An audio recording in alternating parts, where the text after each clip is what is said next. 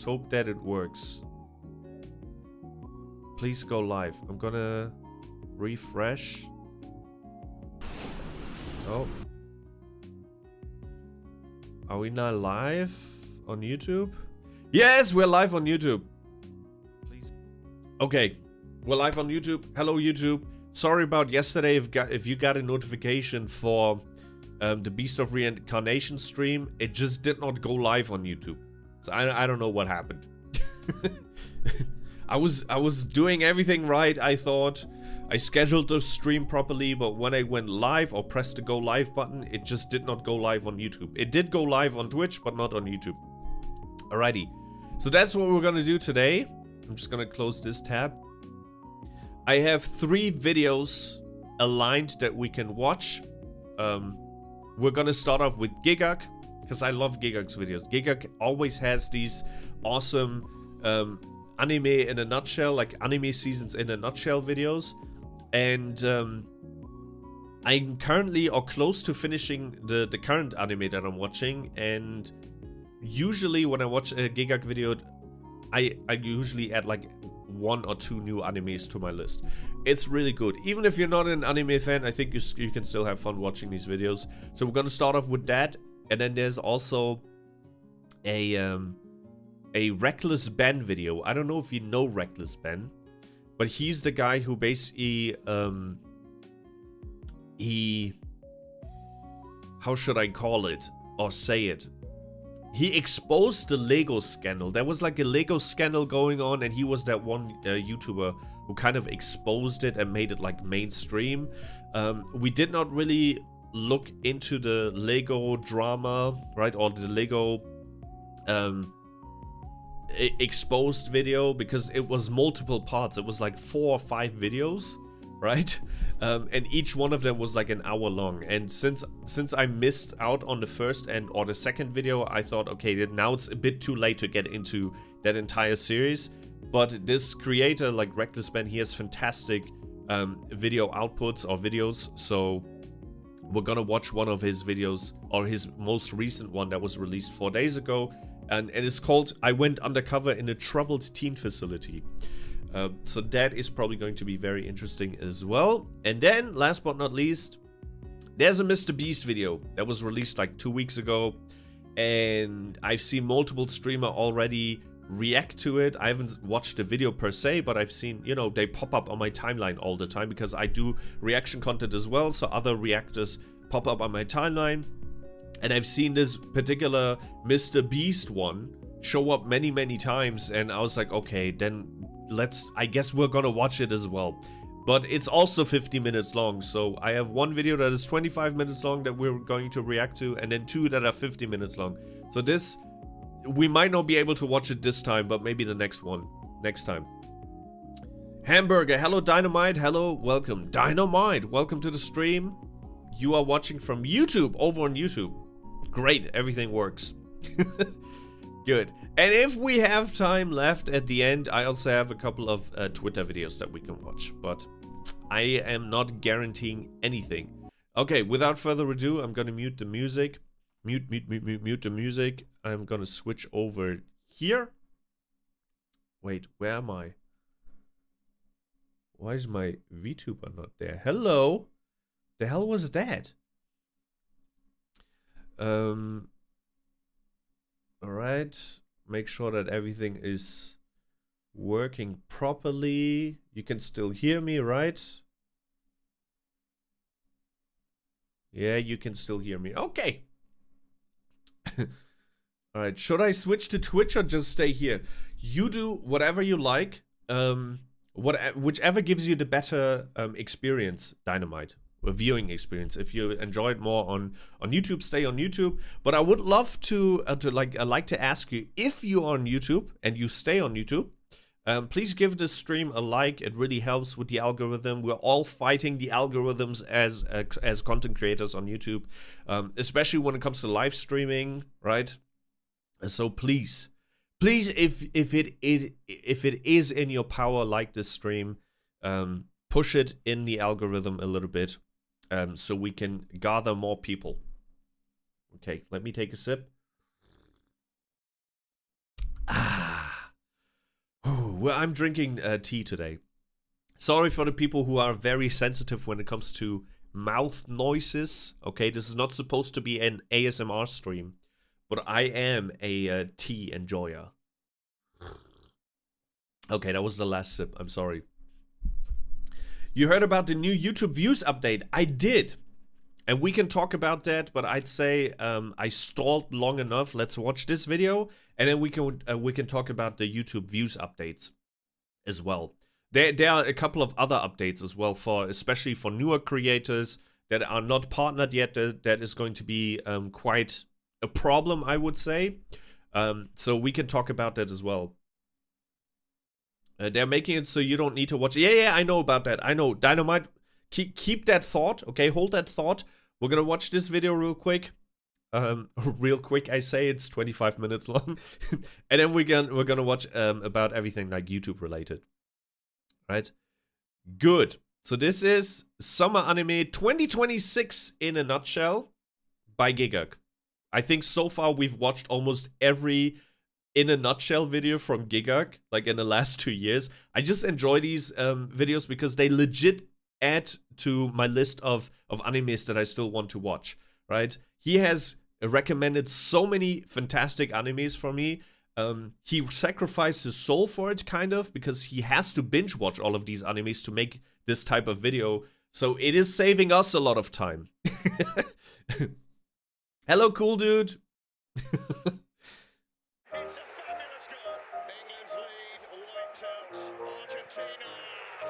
Oh yeah, that was the Argentina and England game. I forgot.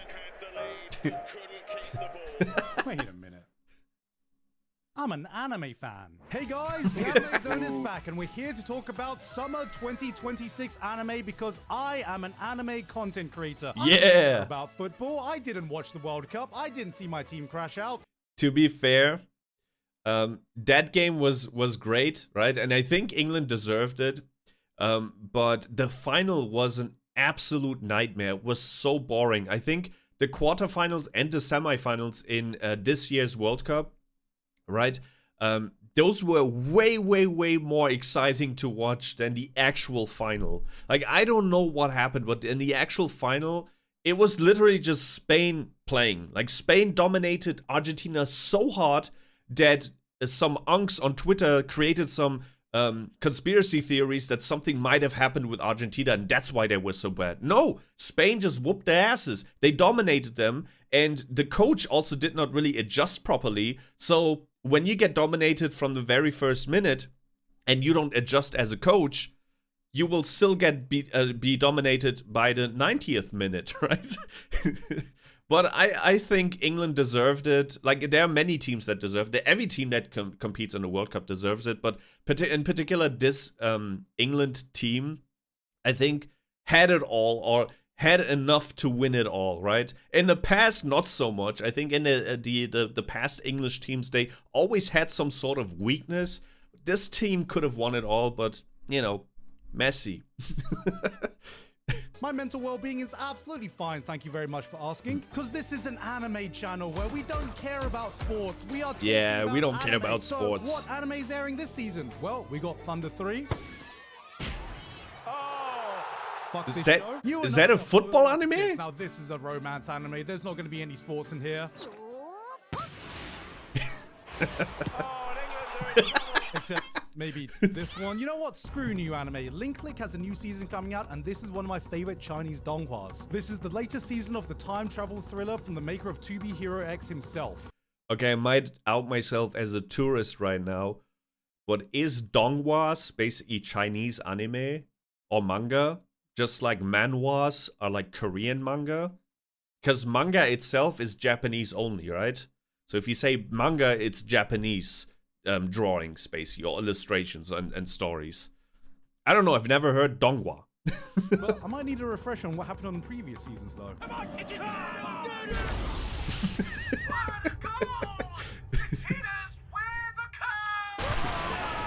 I hope the entire video is going to be about just football and his pain. You know what? Screw new anime, screw this. I'll watch my own anime. Ha! How about that? I know this story. I wrote this story. I'll find comfort in myself.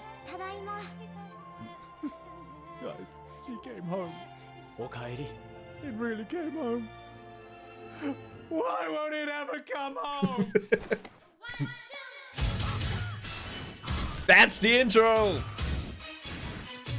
Bip, bip, bip, bip, bip, bip, bip, bip, bip, bip. But hold on a second, guys. It's Critter time, because this video is sponsored by Clash of Critters. Calling those are all ads. GIGGUK'S, our Lord and Savior has arrived. I'm just waiting for season 3 of Wistoria and season 2 of Witchhead Atelier. Cool, dude. One in which you collect over I'm in the midst of finishing Witchhead Witchhead Atelier. It's so good. Have them clash. See, just It like is the name. so good. Regardless, here you ask. That doesn't sound like a game you'd usually play. Why would I take time away? 10 from out of Why 10 would I anime. Cute animals instead. Well, here's the thing, buddy. I'm a busy man. And you know what? Having a bite-side, no-pressure side game on the go to dip in and out of when I've got a bit of spare time is just a nice change. Even the gacha mechanics itself, which usually ends up feeling like a skip cutscene moment in most games, is turned into super satisfying pinball minigames that you can actually play. But most importantly, the real reason I know they made this game precisely for us is our Lord and Savior Goonbug. Look at this dude. This adorable little bug is our spirit animal. But of course, just like us, that's not even his final form. For once he puts on his This looks like a fake game. Like those fake gaming ads you get on YouTube. Huh? What's that? That's Doesn't look real. well, that's what I'm calling it. now. It's Clash of peak. Critters is I available totally on agree iOS with and that. Android, and you can download The game story hooked today me in by using episode my 1, link in yeah. the description. But not only that, We can also talk a bit about Hello to Witchhead Mark for Atelier one after free this rewards, video, and because you I can have a use lot the to code say about Goonbug that. to get your own Goonbug and even more rewards. That's right, baby. One free Goonbug for every Gooner, guaranteed for free. Okay, wait, I'm gonna remove my VTuber for 1 second so you can get that QR code if you just want to play this game, right? Just in case you want to play this game. Thank you very much to Clash of Critters for sponsoring us today. With that said, let's crack on with this season. How many times did he say There are goon? countless Too many variations of times. Camera movement, each with their own language and purpose.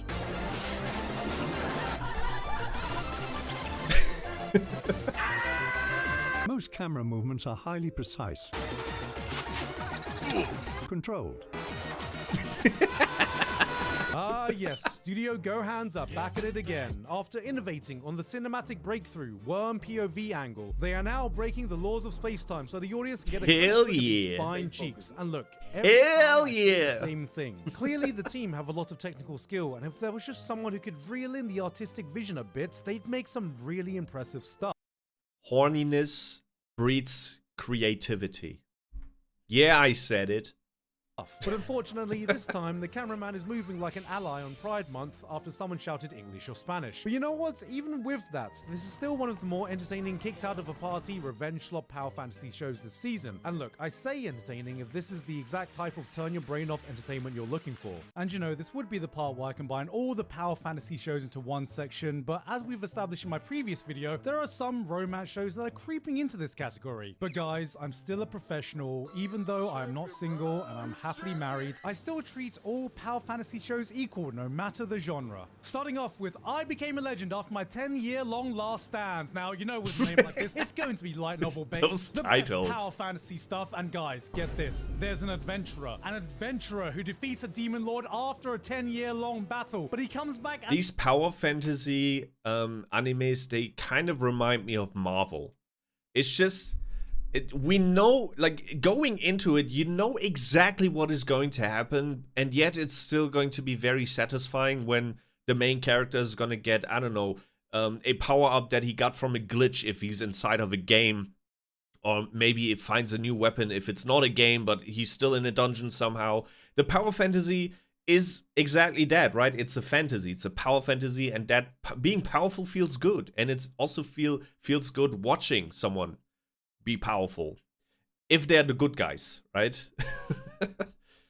as a legend and decides to start over as an F-rank adventurer, even though he's an S-rank. An S-rank adventurer pretending to be an F-rank? Oh my god! So, solo leveling. Rich girl caretaker. I'm secretly the caretaker of the most popular girl in this rich kid school. Now, you know, with a name like that, it's gonna be light novel based. The best power fantasy stuff you could ask for. And you know, this time we've got a guy so broke his parents abandoned him, only to get picked up by a slob-maxing rich girl and becomes her caretaker. You know, it's a nice comfy show if you fantasize about babying a rich sugar mama who takes care of you financially. You know, if if that's your thing. And then we got from... That is not my thing. Definitely not.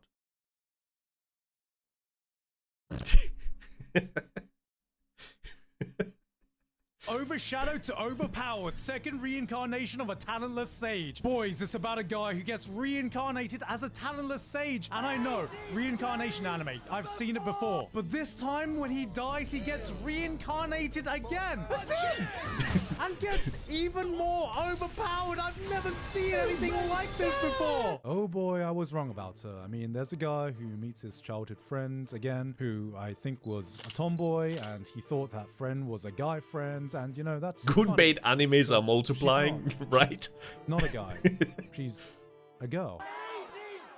There's a new kingdom building anime with the Frontier Lord begins with 0 subjects. And guys, you know how much I love kingdom building anime, even within this subgenre. Except this time, the main character is a seasoned Ankh as well. And who could forget the villager? Hell yeah! Level 999. I mean, guys, we have a villager who is level 999. How? How did a villager get max level? I'll have a Isekai. how original. And with extra Flop. daring today, aren't we? And then we got another high school rom-com with a main character who's a NEET and also a gamer until a feisty pink-haired girl finds him and reveals that he was previously a demon lord in a fantasy world that got isekai'd. And then we... What is going on in Japan? Like, seriously. Like, these stories, which are all, like, very similar, they always revolve around... Look at this dude who is secretly super duper powerful. Look at this nerd who's actually like super duper powerful. Like, is that how every one of those creatives feels inside? We got another high school rom-com with a main character who's a NEET and also a gamer until a Yeah! girl finds him. Another and reveals one. that he was previously a demon lord in a fantasy world that got isekai'd. And the girl was the hero that was sent to slay him. And guys, what can we say about this? It's the classic reverse isekai plotline that we all know and love. We got another romance anime featuring a blind love interest. I was on the fence about this one, but it's doing a good job at not ham-fisting her disability into your face for sympathy points. I can't see, and a lot of people think that a blind person can't play football.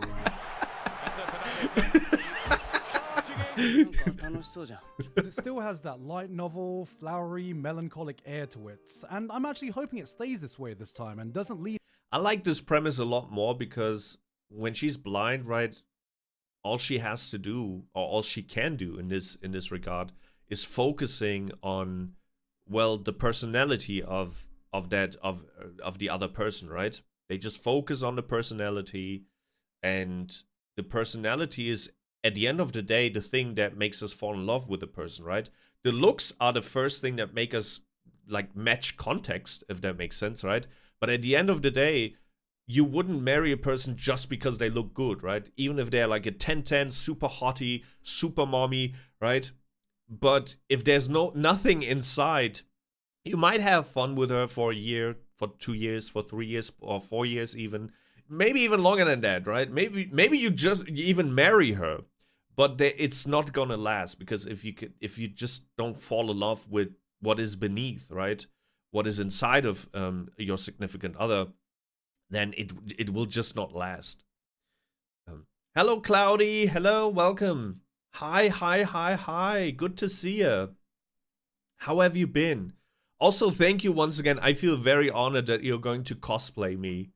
This is something I talked about with Vitaly yesterday, which is who is one of our like old school viewers who yesterday came back after a 5-year break almost from the streams, and they straight up told me that they had like very, very nice memories from the time when they were still a frequent part of our stream like 5 years ago. And those are the things that really stay with you, right? As a content creator, the things that truly fulfill you from within are the memories and the good times and the way that you made other people feel, right? That is why, no matter how much time passes, when a person makes you feel bad, you will remember that probably forever, right? Or maybe not forever, but it will linger for a very, very long time. We remember feelings or how people made us feel for way, way, way, way longer than something like physical damage, right? Yes, I'm very happy I can cosplay you. I do have work soon, but I'll stay for a little bit. Thank you. Yeah, well, then enjoy your time. We're currently watching a GIGGUK, right? A GIGGUK video about the best animes of summer 2026. Or not the best ones, but he basically compiled everything in a short video. I always enjoy these in a nutshell videos from GIGGUK. Goody! Let's continue. Into full-on depressing melodrama. 私の望みは死んでからもなお I mean, I'm sure she means that metaphorically. The romance train isn't over yet though, because we've got a show about a kaiju girl, reminding you that you miss every shot you don't take.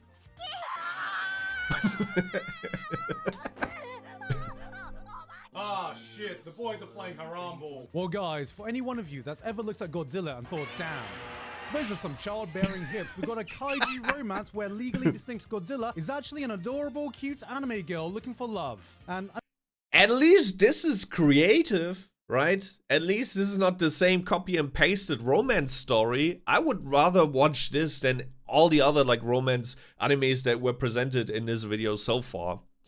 I mean, Godzilla is a baddie. I mean, this is a cute show, but you gotta ask, are we tarnishing the Godzilla image with this? I mean, as a metaphor of nuclear weapons, serving as a warning of the dangers of nuclear war, we just gotta think about the legacy of Godzilla and the message this is sending out. But I think, you know, as long as they don't make the monsters do anything too dumb, I'm sure the image of Godzilla will remain intact. But how about an anime I guarantee you've never seen before? Oh, that's a very unique art style. Watch anime for long enough, and eventually you'll get used to the settings, the tropes, the types of stories you expect to see, but sometimes a show does come along so wildly different from everything you are used to, reminding us that storytelling isn't bound by any borders, that inspiration can come from all cultures, and good storytelling is something that can connect us all. GIGGUK'S is the latest historical epic from Science Saru, an a witch anime in that starts off in Mongolia. the Middle East, detailing the Mongolian expansion of Central Asia, as one lone slave girl climbs the ranks of the young empire using her wisdom garnered from her love of history and science. Very it's cool. Part Apothecary Diaries, a sprinkling of orb, and the rest is almost completely unknown territory for the world of anime. And don't be I love that more and more animes are basically using actual history as like a, you know, kind of like an umbrella for you know, creating a new story or like a modern story, like or to package morality or human brilliance of some sort into a very compelling story, just like with Orb. Orb wasn't really about the shape of the earth, right? Or what moves around the earth, or whether the earth moves around the sun, right? You might think it was about that, but no, actually Orb was about perseverance and that basically the truth always prevails, right? And also the sacrifices that a lot of people did in the past for the truth to come out, and make sacrifices in a literal sense, like sacrificing their life for the truth. And I just love that setting, that we're taking something from the past and we're repackaging it to basically almost like celebrate humanity, right?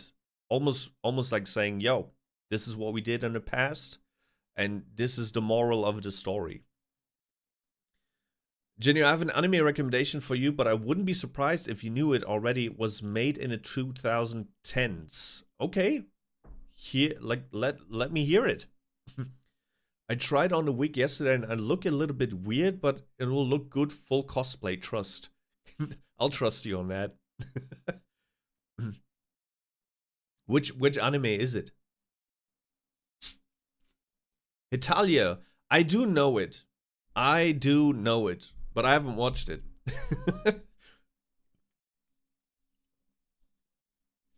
Yeah, it has many animes that I know of, but never like personally watched. fooled by its storybook aesthetic, because it does not shy away from depicting some heavy, scenes. 'Cause Oh. as we all know, the Mongolians were historically known for being a pretty chill empire. But this also shows a difference. This is why I killed those motherfuckers in Ghost of Tsushima. I killed all of them. In game, okay? Before YouTube bans me, in the game Ghost of Tsushima, all right?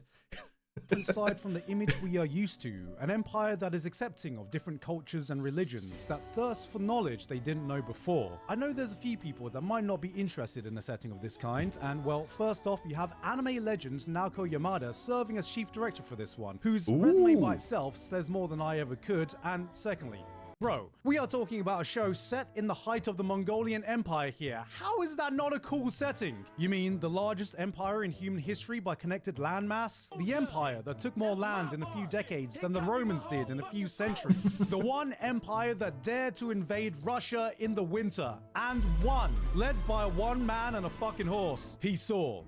He conquered. He came. Then came again. And again. And again. And I swear, bro just pillaged his way across all of Asia just to pay off his child support. It's series like this that opens the door for so many different types of stories to be told, and just from the first few episodes, this has the makings of one incredible series. Ah yes, an anime featuring a succulent Chinese meal. Blood literally walks into a restaurant after hours, demands a meal, shits on the chefs, spits on their food, bins the entire fucking dish, forcibly uses their kitchen ingredients, and— Nice, we're gonna get Hell Kitchen. What the hell was this fun? The anime. All of this?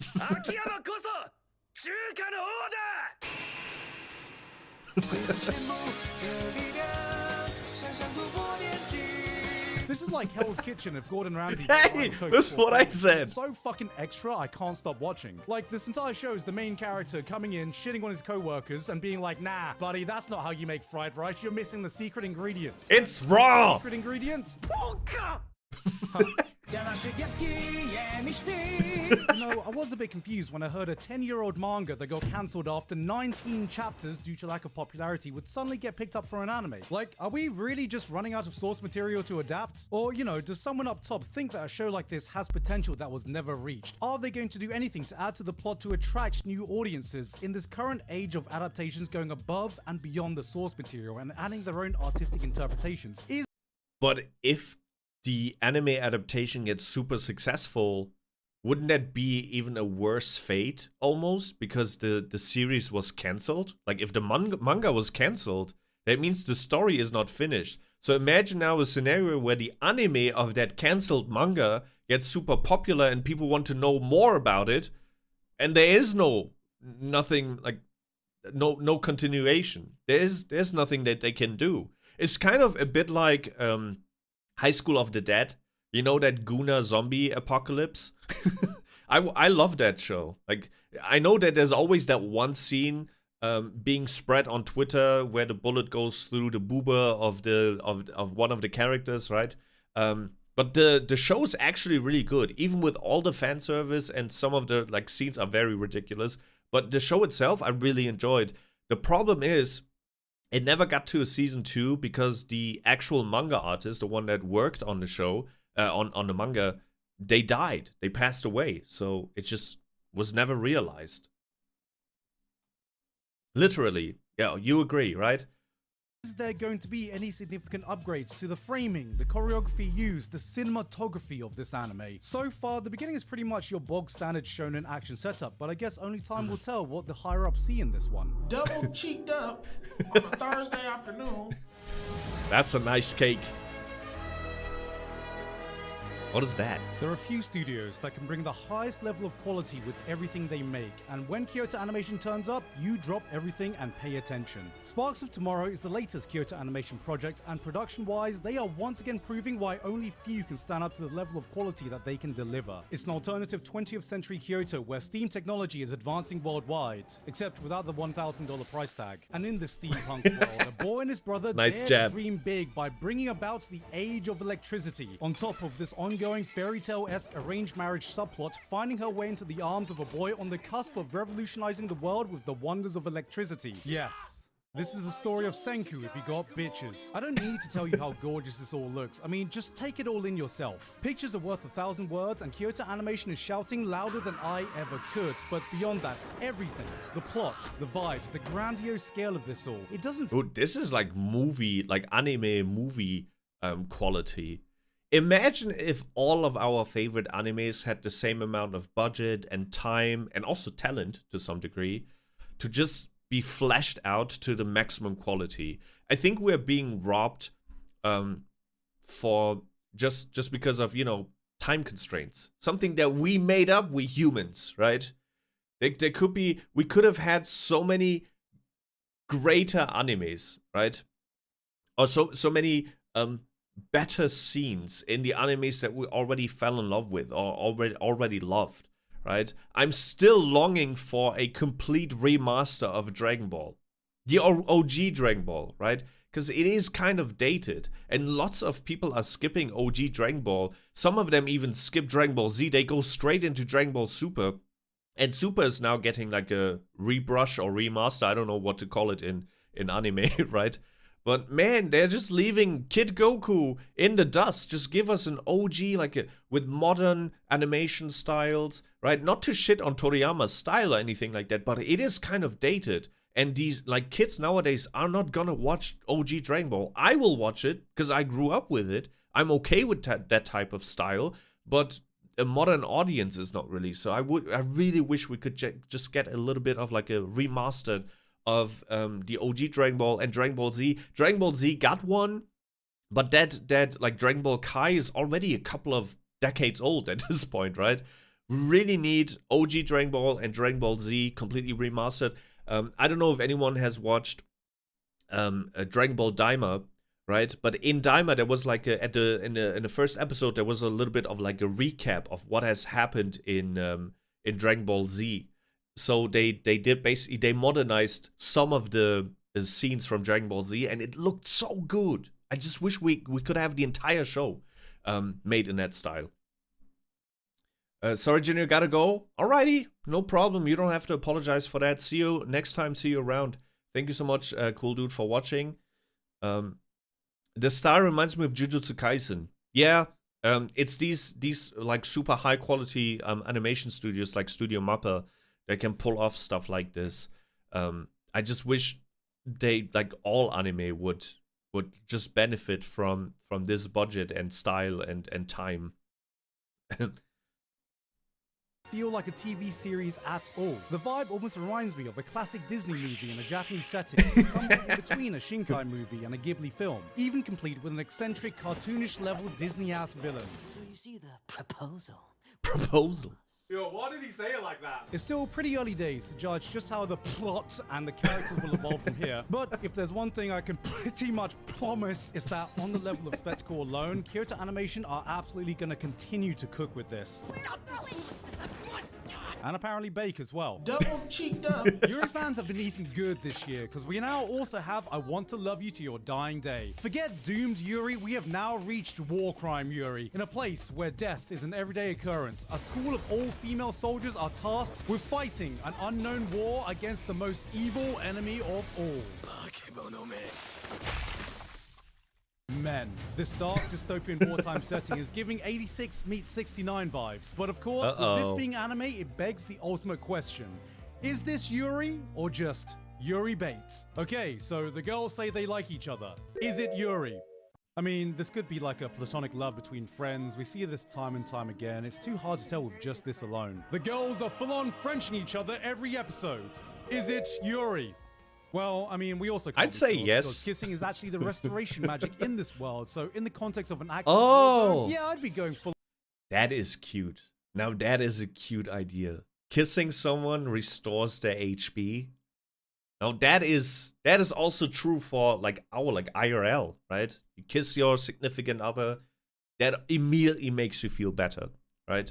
That's a very, very cute idea, I have to say. I gotta go too. All right. No problem, Cloudy. Don't apologize for it. Just leave when you have to leave. Pack your bags. Go home. And we'll see each other next time, hopefully. Take care. Enjoy the rest of your day. on JoJo with my homies if I stubbed my toe if I could. And lastly, in episode 1, one of the girls is assigned to be the roommate of the main girl. Is it Yuri? Oh yeah, they hella gay. God, they were roommates. Hold up, an actual legit fighting game anime with the official Street Fighter licensing and it's got anime girls playing them? What? Like, actually? This could be it. The secret formula to getting more people into fighting games. Just an anime about 2 girls and their love for Street Fighter. See, these girls have a strong neutral game, but you can tell they love playing footsies with each other. We already have this type of thing IRL. There's plenty of a very like beautiful women playing like fighting games like Street Fighter, or that new Marvel game that recently came out, Token. I don't know the name, but Mortal Kombat. Like I've seen plentiful female streamers play fighting games. So this is actually not fiction. It's based on real life. Having a go on each other's fight sticks, and this ain't no beginner level sets. They are drive rushing into each other's hearts, executing a perfect Cabidon frame trap, mastering the art of focus attack dash cancelling into bed with each other. This is an anime for anyone who loves gay girls. I mean fighting games. Yo, you wanna learn how to do a fucking infinite?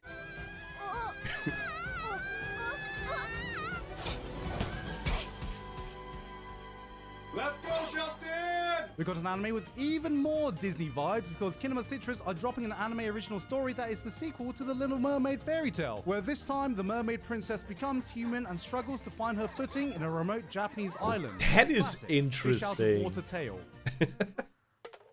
So it's Ariel Part 2. Did you catch that? I always love anime original projects because not only is it a chance to explore new stories, Luffy is able to go out of their comfort zone sometimes, and they've clearly done it here. We've got a retros 90s aesthetic and an overall classic feel to the entire thing. I love that. Clearly a lot of love and passion has been put into this one. But if that's not your thing and all you want to do is see more Apothecary Diaries, Mum, well, we've been graced with another promising palace anime with a villainess and body-swapping twist. And honestly, I'm just really happy I have another show to recommend to my mum to watch, who is so desperate now. I swear her feed has been invaded by all these shitty AI-generated soap operas that has somehow entered every Asian mum's out. Oh no. I have an aunt that watches these. Not my mom, but my aunt loves these AI-generated like drama slop. She's watching all of it. It is what it is, man. You can tell her it's not real, it's fake, and it's not good that people are generating this stuff, but she loves it. Well, what the hell am I supposed to do? I cannot just take away her phone. Algorithm. Okay, this video is already long enough as it is, and I forgot to mention the sequels, so we're just gonna speed through them today. We got more Grand Blue. Oh, you and I don't know if Gigguk will hear this or not. Probably not, but this video length, it's not long, man. It's 16 minutes, and it's a compilation, right? Like, you binge watch multiple animes, and then you put it into this concise summary, and like fun video.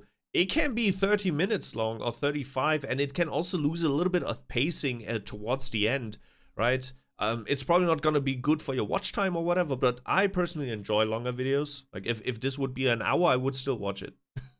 An hour of super high pacing or fast pacing would probably fry my brain, but I think 30 to 40 minutes still fine.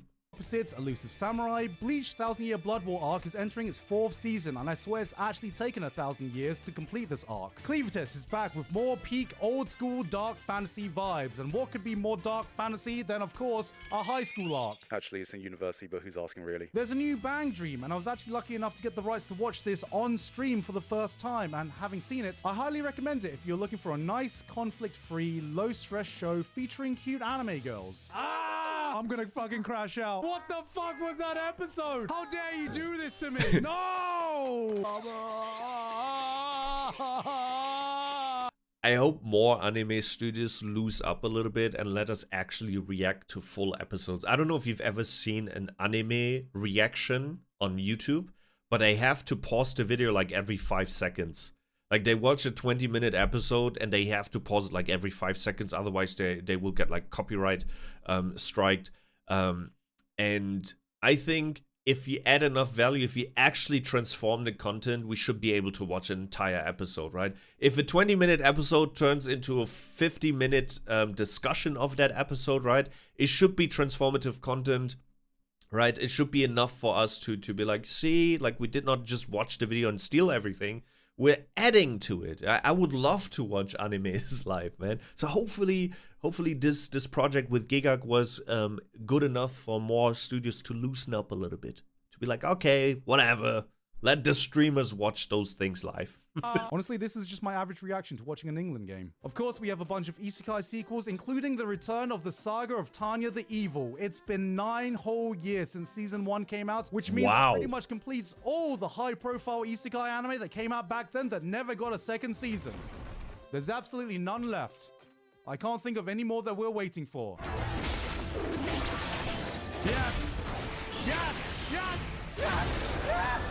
Yes! She's finally back, guys. It's time for another season of peak polygamy. Wait a minute.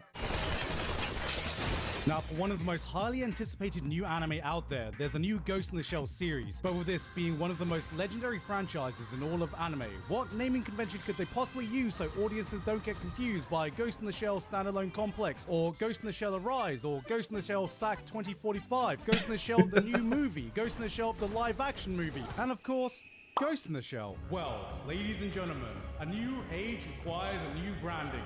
Introducing the Ghost in the Shell. Because unlike a lot of companies, this is not just exclusive to anime, but a lot of companies just shoot themselves in the foot with bad naming conventions. Like a lot of people, like recently, a lot of people got into Kingdom Hearts, right? And they were confused because there's multiple spin-offs which are all canon, so you kind of need to play the spin-offs in order to grasp the entirety of the story.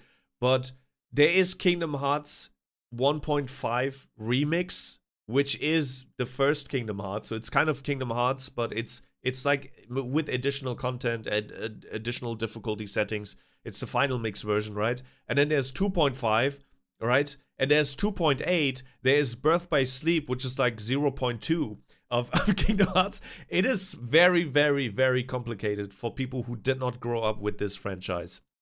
I don't know what happened to just normal numbers. Why can you just not do 1, 2, 3, 4, and so on? Why does it have to be all this special stuff? Like Ghost in the Shell, the Ghost in the Shell is actually more closely based to the Ghost in the Shell manga. And as someone who's only experienced the anime adaptations, I've always known Ghost in the Shell to be this muted, introspective series, brimming with contemplative moments that give the viewer a chance to reflect on these deep, philosophical questions it poses us. And this image was almost immediately shattered within the first 5 minutes of being blasted with these bright colors. Characters pulling these expressions I've never seen them do before. People are cracking jokes. It's fun and lighthearted at one moment, and then you see a body do this. It's a new take on it. I kind of like it. God damn! Tone is the thing that smacks you in the face and tells you that this is not the same Ghost in the Shell you are used to, at least in animated form. Gon is the stoic, stone-cold Motoko Kusanagi we've seen. She's emotional now, she's sarcastic, she expresses every range of emotions to the fullest, but even with all that, how can— But that contrast can also tell its own story, right? That was definitely done on purpose, like complete contrast to the OG. they make a character this old, still iconic in the modern day? Gay grandma's in it. Yes, because this time she's also horny as fuck. Grandma still got it. Yeah! It dates back all the way to 1989. This is what we call a legacy wank. And some Yeah! put their fingerprints all over this, delivering an aesthetic that looks retro but feels modern. The vibrant colors don't take away from the gritty feel of a cyberpunk society. Remember what I said earlier about Dragon Ball? This is what I want. Something that looks very familiar, iconic, but was modernized, right? I want this for OG Dragon Ball. The jazz-inspired soundtrack is already in the running for one of my favorite OSTs of the year. It is not a series that is banking off nostalgia, it is one that is creating it. And the only thing that can possibly take me out of this is knowing that the story is set in 2029. And somehow these people can afford the RAM prices to run away with fancy cybernetics. It's In fiction. terms of new studios, I think few can match the excitement that Cypic currently bring to every project they work on. Apocalypse Hotel, Uma Musume, The Summer Hikaru Died, everything they made last year made it into my top 10 shows of 2025, and they are also the studio that have been given the reins to adapt Kagurabachi, which is the mega IP I'm betting is going to turn them into a household name. Cypic have got so much movement right now, they're about to terrorize a One Punch Man fan, and this season they are coming out with The World is Dancing. And man, do they continue to cook.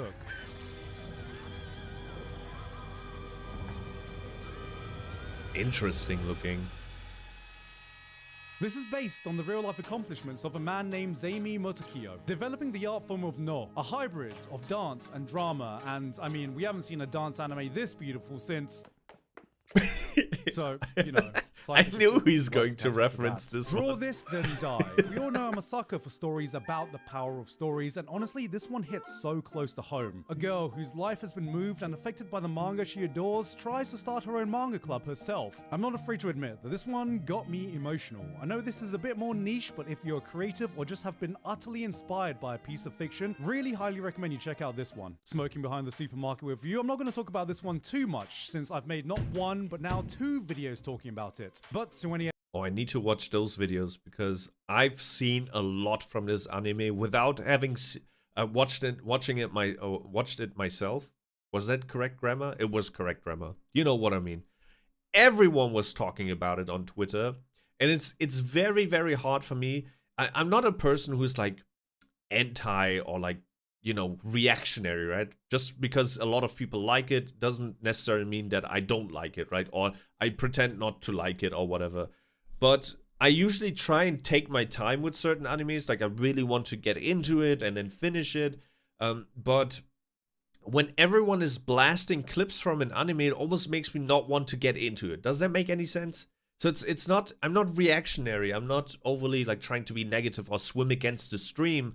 But it kind of ruins the novelty of something for me when everything is blasted on Twitter. And with this anime, Smoking Behind the Supermarket with you, everyone was talking about it. Everyone was sharing clips. And it's really, really hard to just avoid that type of content if you're on Twitter, right? And you're following certain creators. So I kind of pushed it away. Like I might watch this maybe a couple of months from now, whatever, but this truly ruins, like Twitter sometimes really ruins an anime for me because I really like to discover certain scenes myself in certain moments in an anime. Smokers out there, avoid this show at all costs, because the cigarette industry has finally tapped into the power of anime girls using your product. Thankfully, Gen Z is still safe until Netflix decides to greenlight the live-action American remake, Vaping Behind the Gas Station with Unk. You know, I remember this one quote that completely turned my life around. The quote goes something like, does a crackhead say, "I can't get high today because I'm broke"? No, they do. They make it happen. So the next time you're feeling unmotivated, just remember the crackhead. If the crackhead has this much perseverance to get high, why can't you? Good Moral of question. the story: do crack. Just make it happen. After years of wondering what activity is left for cute girls in anime to do, we've finally done it. Cute girls Smoking. do hard drugs. And it's fucking What the disgusting. fuck? It's the big 2-6 and we've got a Nyan spotting before GTA 6. If you've ever wondered what happens when Watamote hits its final form, well, how about a broke cat girl with no prospects in life, cripplingly addicted to cigarettes, living in an apartment too filthy for Asmongold to inhabit? But hey, look, it's a cute anime girl. It seems very depressing. Like, why would I want to watch something like this? And I don't mean that the things that you consume always have to be happy. I watched some like pretty depressing movies in my life before, but I don't know, it feels a bit worse when it's an anime form, right? There's a cat girl and we usually have only like very positive associations, sometimes very horny associations with cat girls. And then if you see a crackhead cat girl throwing cigarettes into poop and injecting herself with something, I don't know. Why would someone want to watch this? Unless it's some sort of like redemption story or, I don't know, talking about addiction or whatever, I can see that, but nah, this is not my type of anime. I thought this was just going to be one of those wacky meme shows, but about halfway through, you start thinking, man, this is just depressing. If smoking behind the supermarket with you makes you feel like sparking one up, don't worry. Just put this on afterwards, because this is the most effective anti-smoking ad in anime. It's a genuinely grim story about a bunch of girls struggling with addictions, coping with their lowest points in life. Just when you think they've hit rock bottom, the basement door appears. I have never seen an anime push the boundary this far, and boys, I'm gonna be real. There is value in that, right? But it's just not my type of anime that I would want to watch. But I'm just saying, there's always value in telling a story, and if this anime maybe makes some people realize that they need to quit something, right? And makes people who are not addicted to something be aware of addictions, that has extreme value. But I feel like anime should also, to some degree, be very like presentable. It's something you want to relax to. I watch some animes of mine currently. I'm in the midst of Witch Hat Atelier, right? And I usually watch it while having a snack or dinner, so I don't want to see poop. Does that make sense? I hope it does. I think we found the limits.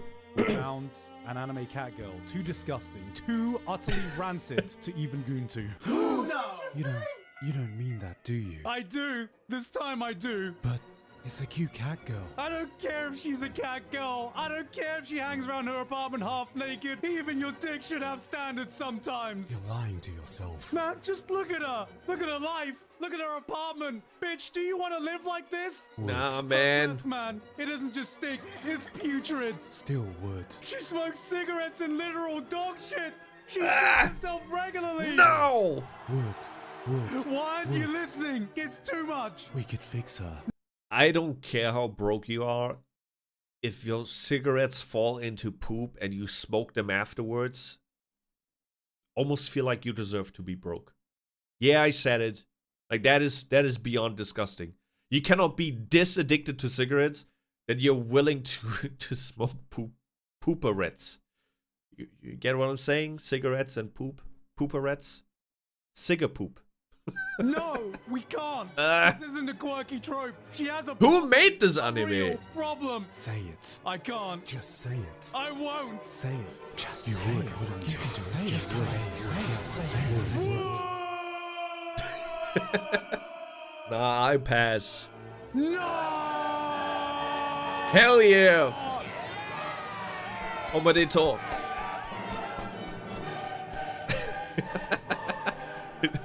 Great video. Yeah, sometimes even a cat girl, right? Even a cat girl cannot, you know, make all the negatives disappear, right? And maybe some of you had the chance to date a crazy girl before, right? There are definitely girls that have like major flaws that you can still have a oddly fun time with, right? And what was the point that I tried to make? So there are some girls that you cannot fix, right? But you can still have an enjoyable time. Some people even crave that, right? They crave the drama. They crave being on the, like, always on the verge of, you know, breaking up. There's some very toxic relationship that some people, it's like magnets, right? They're like complete opposite poles of each other, but they still, you know, they attract each other. Like they enjoy making love one day or one night, and then the next night they're fighting with, you know, with knives against each other.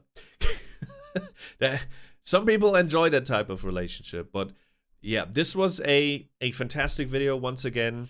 It's no surprise. It's not the first GIGGUK in a nutshell video we've watched. Every single one of them was a masterpiece. And I feel like they're getting better, right? It's something that's supposed to happen if you're a creator. Your videos should get better.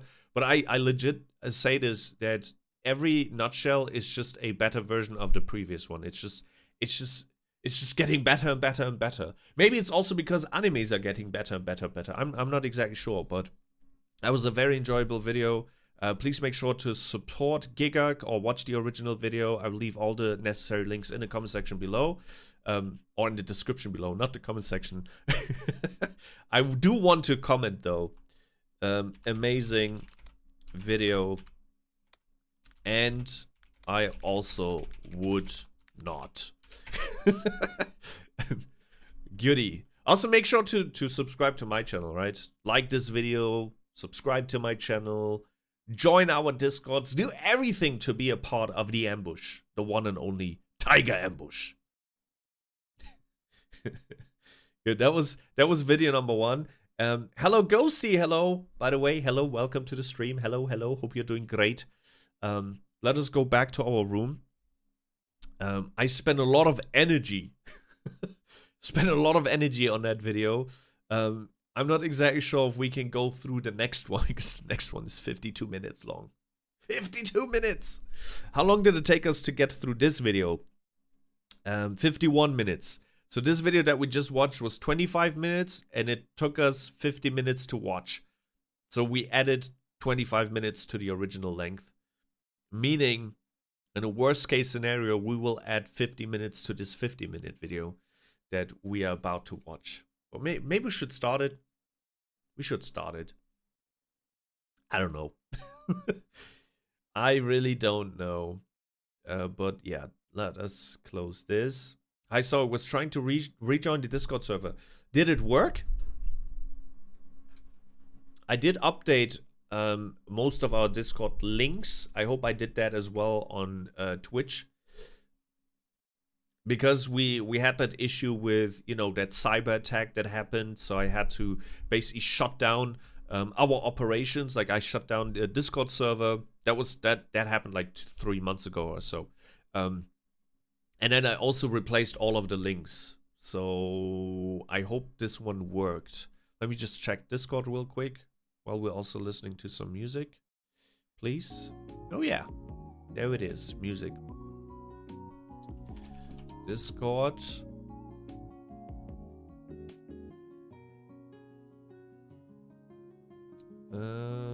Did it work? Oh yeah, Ghosty, it worked. All right. All right. You still need to check the roles. The rules, I mean. Channels and roles is the channel you have to go into to get the roles, right? Like automatically assigned to you.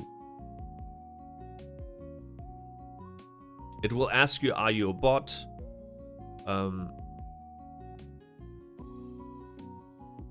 Just click on channels and roles. Click on that channel.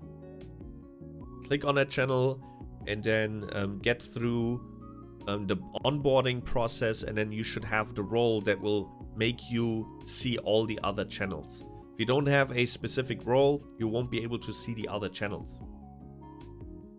It's like a safety measurement against bots. Hey, let me take a sip. Whew. That was a good one. I really laughed a lot.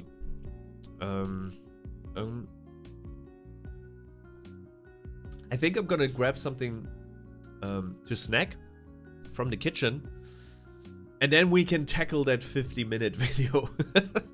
It's about a reckless Ben who went undercover in a troubled teen facility. So the premise of the video sounds promising. We'll see. We'll see. But welcome. Where are my manners? Ghosty, welcome to the stream. I hope you had a fantastic day so far.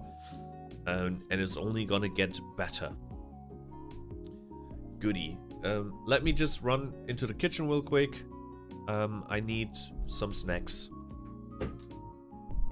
I'm craving carrots currently. Maybe I'm a little bit low on vitamins, but carrots are probably going to be a little bit too loud for the stream. Maybe I'll have a small carrot, a short one.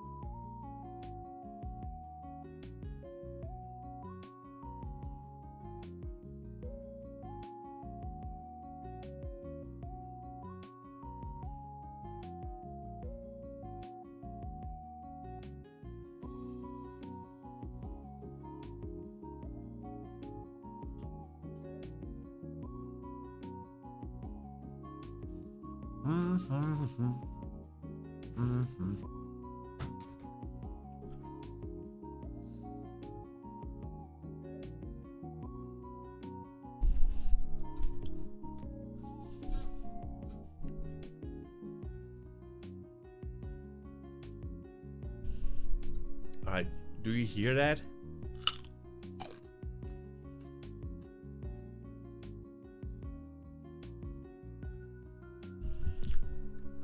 Let me munch on this carrot.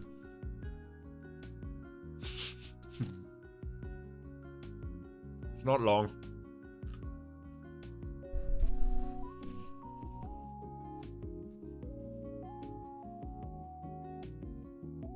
And then we can continue with the reactions. Man, there's a very heavy weight that was lifted off of my shoulders, because I haven't reacted to something in probably 5 weeks. And I know it's reactions, right? It's just, you know, you're just expressing your thoughts. A reaction is nothing other than that, right? You stop the video, something comes to your mind, you speak your mind.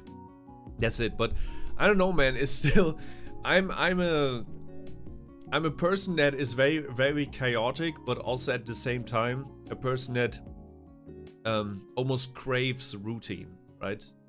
And when that routine is kind of like disturbed, if you get out of the flow, it's really, really difficult for me to get back in. That's why the first couple of streams after every break are horrendous. They might not feel very different for you, right, per se, but I just feel like, I don't know, I'm doing this for the first time.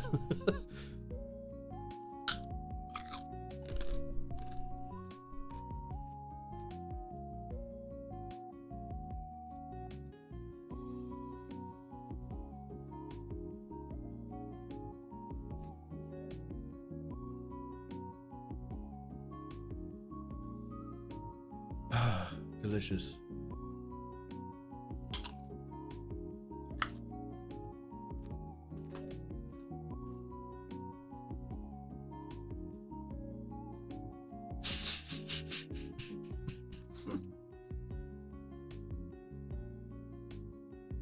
It looks so silly. Sorry for talking with my mouth full. But it looks so silly when you're eating something IRL and the VTuber is just mimicking the chewing movement without you being able to see what I'm chewing on.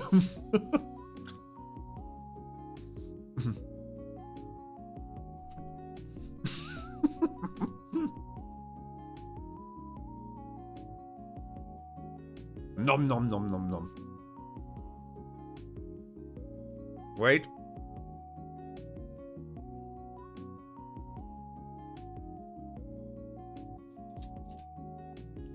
Okay. Now I can talk. How are you? Doing great. I currently have vacation ghosty, so I don't think I've ever felt better. I mean, I did feel better in the past, but I think this is the first time in maybe 2 years where I actually feel a bit like close to 100% physically and like mentally. I just currently feel good, right? In spite of all of that shit that happened in the last couple of years, and especially this year, and then also last year, it kind of accumulated a couple of weeks ago, and I had to take like a mental health break. But it was the first time where I completely parted from content creation. Like I did not do anything while I was on break, right? Usually when I take a break from streaming, I did something in the background, like I would work on overlays, I would maybe get some new emotes or something, some new gadgets, right? This is the first time really in almost 6 years where when I took the break, I did nothing streaming related. Like the second my work was done on the PC, I left this room and I did not bother at all. And I think that was very important. Because now I'm just feeling Very good. I don't know what to say. I'm just feeling mentally very good, physically very good. How's your heart? I remember the last time we spoke, you had some sort of like heart condition.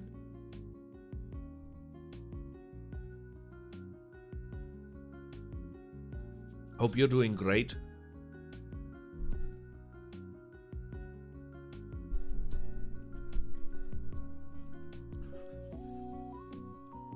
Hey, we just, when you joined, we just finished a reaction to the most recent GIGGUK video. And now we have like a very big one ahead of us.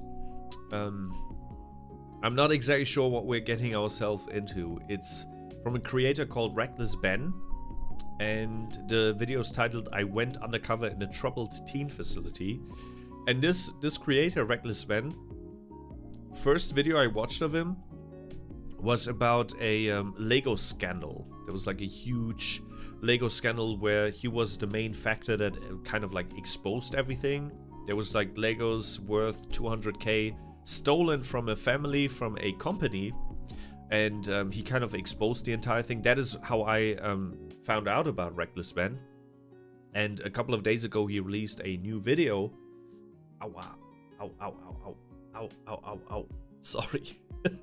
Sometimes, I don't know if anyone is wearing glasses here or which one of you is also wearing glasses, but sometimes my hair, as I have my hair is currently a little bit longer, so a bit like Jinyo's, like my VTuber's length, right? Close to the shoulder, not shoulder length, but like in the middle, basically. And sometimes the hair gets trapped in my glasses, and if I don't pay attention, I literally just rip out hair strands from my glasses. So these little, I guess, you know, where the glasses are folding, those little like corners where they are folding, they have like little gaps, and sometimes the hair gets trapped in those gaps, and if I'm not careful, I'm just ripping out hair. And it hurts. Oh god, I hate my hair getting in my glasses. It hurts, right? It sucks. And I never had that issue in the past because I've been wearing glasses almost all my life, right?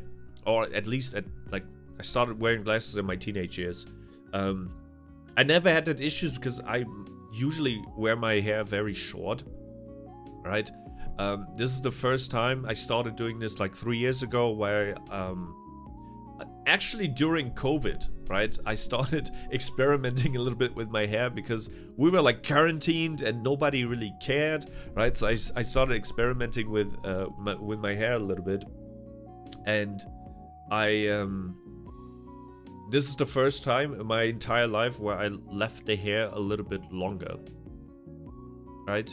Lady Jen liked it as well, so I was like, why not?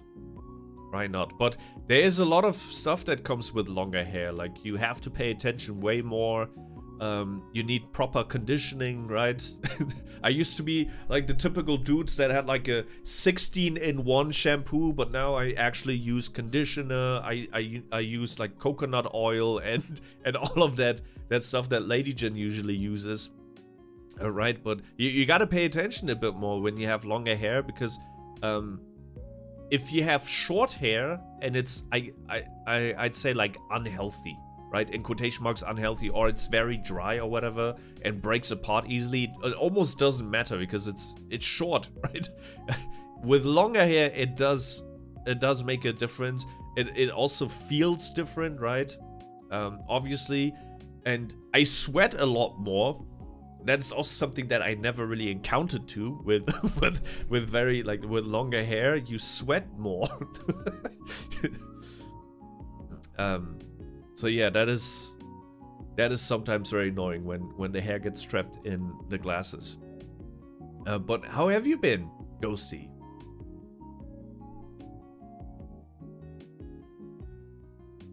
I'm broke to get my hair cut. $35 to cut my hair. I don't have the money. My rent takes all my money. That is understandable. It is kind of expensive. There used to be a time where I went twice a month like every 2 weeks. Just get a, but that back then it was a bit cheaper, right? I mean, men always pay less than women. That has always been the case, and still is the case. But we men now pay what women paid 10 years ago. So everything got kind of expensive. I used to be able to get I usually go to like a Turkish barbier, because I like my beard to get done as well. I really enjoy that. I'm also a lazy person, and shaving myself. I do shave myself, right? But it was just very convenient. Let me just say it like that. So I used to be able to get a full shave, right? A clean shave, get my hair done for like 20 bucks.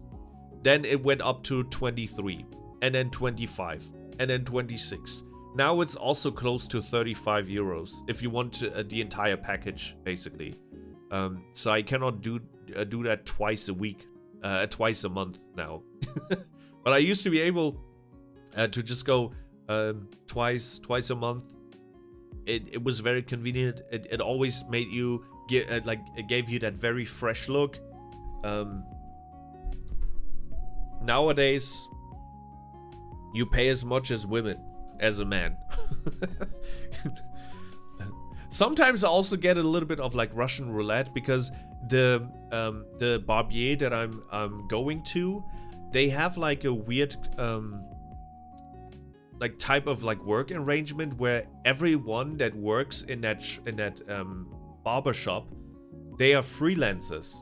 So there's the owner, right, which I also know at this point because I've been going to the same barbershop for like more than 10 years now. So there's an owner, and he has his family, so his son works there as well, and I think his brother or his cousin, I don't know. There's like another dude that is related to him that works there. So it's basically 3 barbers belonging to the same family, but the barbershop, it's a bigger one, right? They have like 10 employees. Or not employees, I thought they had 10 employees. It turns out that he just rents out the spots to freelancers. So they're like freelancer barbers who work in his store. System is kind of, I don't know, it works. It's a smart system. But he still works in there, like he's close to retirement age, and I don't think it's about the money at this point, because he has, not only does he have like multiple stores, his store is huge and it's full every single time. I mean, all barbers are kind of full, right? But his store, I've never seen his store being empty, and I'm going to the same barber for 10 years now. In my 10 years that I'm going to that same barber, I've never seen the barber being empty. Like, never. Never, ever. So, I don't think it's about the money. I think he just enjoys it. He also speaks like 4 languages, which is crazy. He speaks German fluently. He speaks something that sounds Arabic. He speaks Turkish. I don't know, like, with the Arabic languages, because there's like Arabic, but there's also like Persian, like Pashto or whatever it's called, right? So I'm not exactly sure what type he speaks, right? Without trying to sound like, I hope I don't sound like racist. I just don't know. I never asked either. But I know he speaks like Turkish, German, English fluently, and whatever that 4th language is. So 4 languages fluently. It's crazy. Very hardworking family. His son looks like a younger version of him, like he's like his twin, just younger. It's crazy. Genetics are, sometimes the mother doesn't, the mother's side doesn't show at all when it comes to genetics. It's like you usually get like 50-50, right? But with some kids, it's just that's his twin. He cloned himself. Okay, anyways, let us jump into the next one. The next video that I've lined up. As I said, this one is going to be a big one. This one is going to take a while. So it's Reckless Ben. Most of you, myself included, probably know him from the Lego scandal. exposing Fix and mini bricks and Fix. I don't know the name of the company, but there was a company that basically scammed a family out of their Lego collection, and he kind of exposed it. And that was the first video I saw of Reckless Ben. I haven't reacted to it, right? But it was just an offline experience. And he has now released this video called "I Went Undercover in a Troubled Teen Facility." So he probably exposed something in there as well. Let's see what it was. Imagine your kid starts getting into trouble and a professional tells you that there's a school that can fix them. They'll get an awesome education and fun outdoor activities that restore your kid's hope. But once you send your kids away, you can no longer see what's actually happening. What if you just spent your life savings on a program that makes them even worse? Well, I'm about to go on the craziest mission in the entire world to find out. And the school I'm talking about is called Provo Canyon School. And there's been a ton of allegations about this place. Families are suing Provo Canyon School. Raise your hand if you'd call yourself a survivor of abuse. When I first heard about this place, the first thing I thought was, if this place really is as bad as everyone's saying it is, then why is it still open? Why are the parents still sending their kids here? And if you go to the website, why is there only 5-star reviews on this place? So I decided to do some research, and probably it fake. Seems like the reason this place is still open is because all of these are just word-of-mouth allegations. I was verbally, mentally, and physically abused on a daily basis. Yeah, unless there's video evidence of what's happening inside, it's gonna be really hard to shut this place down. So it's not enough that multiple teenagers came out with their experiences. You need to have it on video. What if they just ban cameras or like phones in the school? What kind of nonsense is that? Shouldn't the school be investigated? Like, if multiple teams come out and be like, hey, I was kind of abused in that school, shouldn't your local police department then go, all right, you're not the first one who said this. We probably should investigate it, right? Shouldn't that be like the logical consequence here? Which is why I'm going undercover to get this video evidence. And if Provo Canyon really is doing bad things, then first I'm actually going to try and improve their facility. But if they don't want to take my advice and continue being evil for some reason, then I will do whatever I can to make sure they get shut down. Hell yeah. So I first heard about this school when a fan reached out to me through email saying he actually went to one of these schools himself and that I need to investigate this place. If I was given that option, I would choose to go to jail, like right away. Knowing what I know now, there's no world I would go back to a place like that. You're woken up early in the morning, you're barely fed any food. I was kept in solitary confinement for like 3 days. Every single aspect of your life, they will critique to make you like bend to their will. What are the... He just said he would have preferred jail to that school. That's how bad it was. Things people get sent there for. Disobeying your parents at home, headed down a wayward path like my parents said I was. You said they hire anyone as teachers, right? Essentially, yeah. Yeah, one of the main things I keep seeing online is that Provo Canyon will hire anyone as a teacher, which is very bad because normally to be a teacher, you have to have a minimum of a bachelor's degree. You have to get a state-approved teaching license, and most importantly, you have to have a squeaky clean criminal record if you want to work with kids. So to see what their hiring process is like, I'm going to see if they'll hire my friend Sheldon. So I was thinking, if you want to get hired by one of these companies, and then you'd be like a teacher. Yeah, I guess, yeah. Dang, that might be hard to get into, though. Sheldon's perfect because I don't think he meets any of these qualifications. First off, he never went to high school, and if you just Google his name, the first thing that comes up about him is he stole a car. I mean, this was a long time ago, and since then, he's gotten sober and completely turned his life around. He's now a very productive member of society. The only thing he gets arrested for now is making GoFundMes. We're just gonna do this GoFundMe. That was from the Lego video. He has probably the worst record ever, and he is definitely not allowed to have this job. So, we signed him up. The interview is in person there.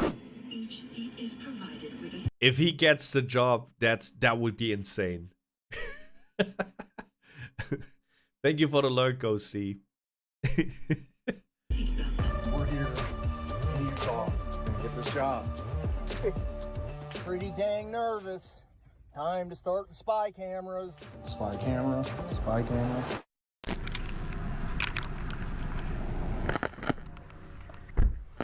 Hello. I have an interview.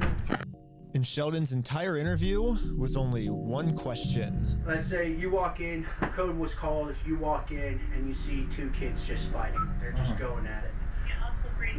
What would be your, what would you do? I'll stop the fight. Well, I'm assuming, you know, I would try and break it up as best I could. I mean, You're hired. That's already released, but that's what I would try and do. Okay. Yeah. Yeah, no, for sure. We do get into restraints. I hope that you would be willing to get your hands a little bit dirty. Absolutely. Do things. Absolutely. Awesome. What does he mean, like beating them? Wait until you get the call. I feel like you'd be good. Okay. What an interview. I got the job. Wait, you got it? Yeah. If two kids get in a fight, what would you do? Well, I tried to stop it. Perfect answer. That is insane. He kind of, I don't want to assume things on people, right? But that interviewer, he kind of looked like he was on something. Hey, send you the text. Look how good I got the interview. The only problem is Sheldon was basically 100% sure that he was going to fail his background check. Since it's a school with kids, there's like all these extra federal regulations. But maybe Provo Canyon is so money hungry, they'll just ignore all these federal regulations. Maybe they don't follow the federal regulations, you know? Yeah. And so maybe you can just get in because maybe they're breaking the rules. I don't know, we'll see. So are you like officially hired now, or? Yeah, they verified my education. I thought you said you weren't gonna get hired. What? Well, dude, I shouldn't have. They didn't give you a background check, did they? They shouldn't have hired me because I stole a car. That's crazy. They didn't even question it. And they said, don't worry, you start. We verified it ourselves. And it's like, no, you didn't. No, you didn't. Oh, shit, I gotta get you a plane ticket and Airbnb and stuff then. Yeah. Well, now that Sheldon's an actual teacher at this school, I bought him.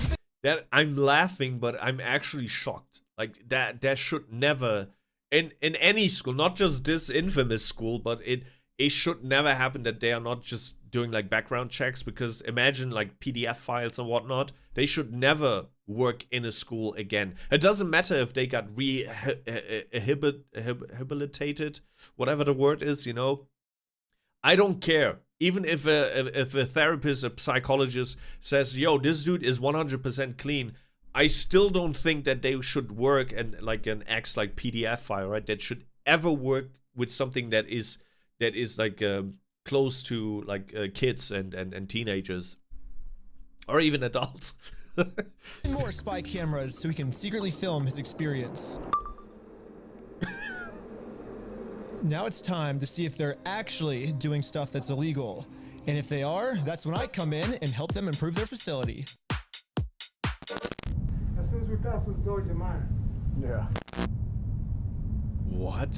And now it's time for Sheldon's first day of training. That already sounds like power abuse.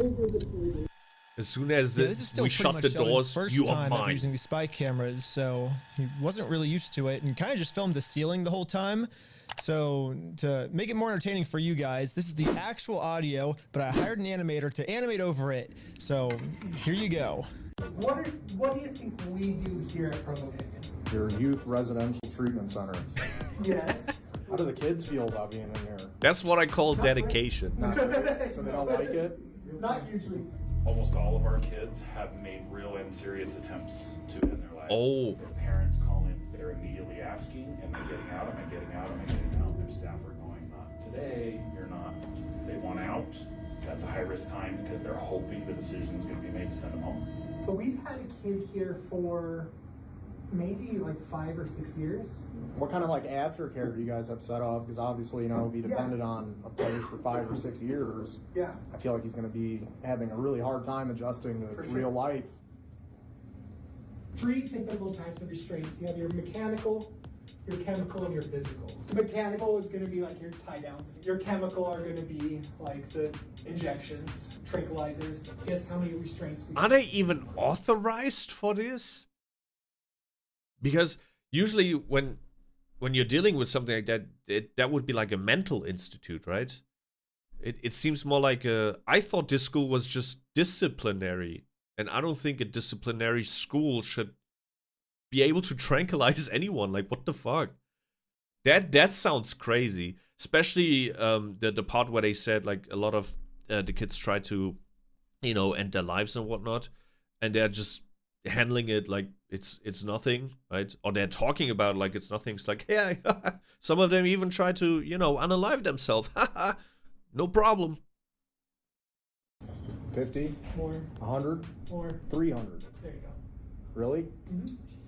250 to 300 restraints is the average a month. How many kids? 140. So each one would get restrained twice a month? Yep. I'd go up to Shane and I'd say, hey Shane, that's not your chair. I need you to move to your chair. And he doesn't move his chair. The response was go hands on with Shane for compliance. We were slamming kids all over the place. Oh, I'm sorry.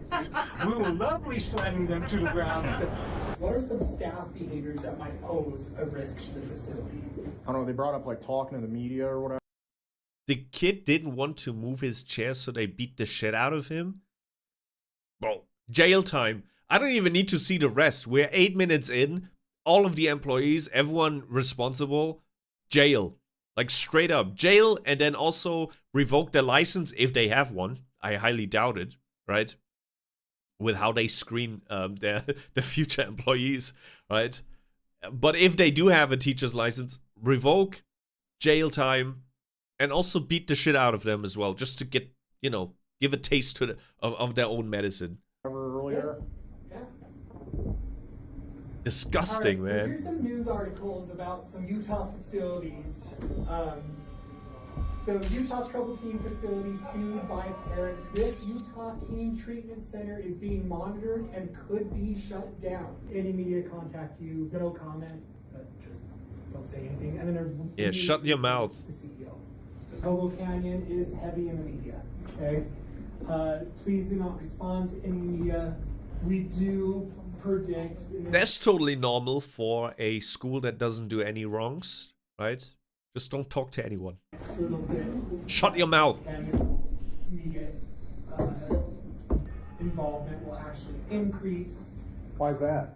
A little bit ago, we had a new hire that we did not catch in time. That was a private investigator for Cameron classes with like camera in it. If only he knew. So that's crazy. Yeah. That's crazy, right? We believe it's going to reach like federal high-level court, and so the big president and CEO says I want to come down with the full force of the law. So. Did you read my text? No, what happened? Paris Hilton sent an undercover fucking independent.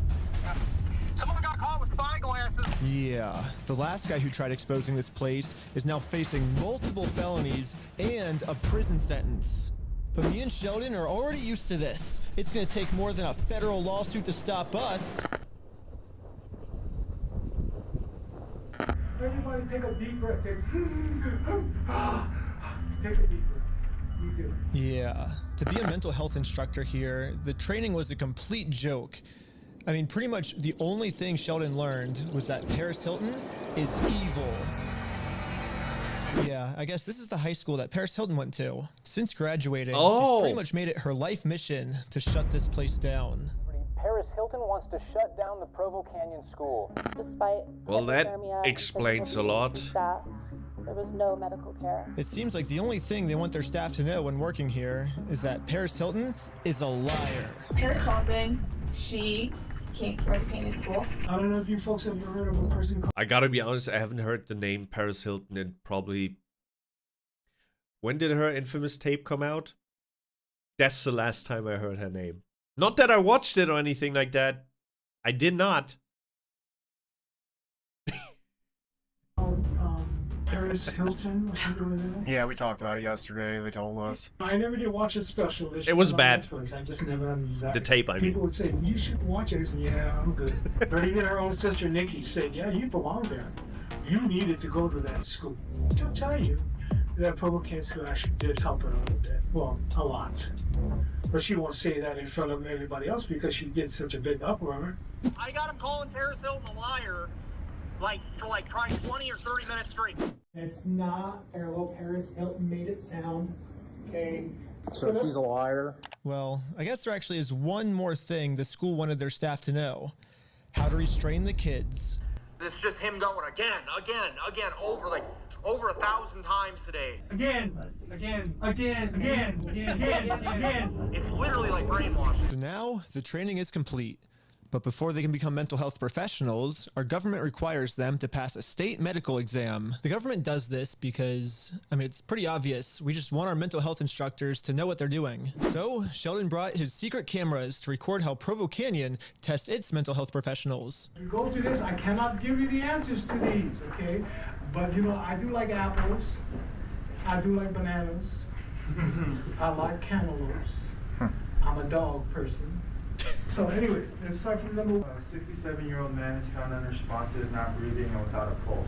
Well, did somebody like cantaloupes in this stuff? I kind of like cantaloupes myself. I'm just saying, you don't have to listen to that. It's up to you. And yeah, the instructor did this for the...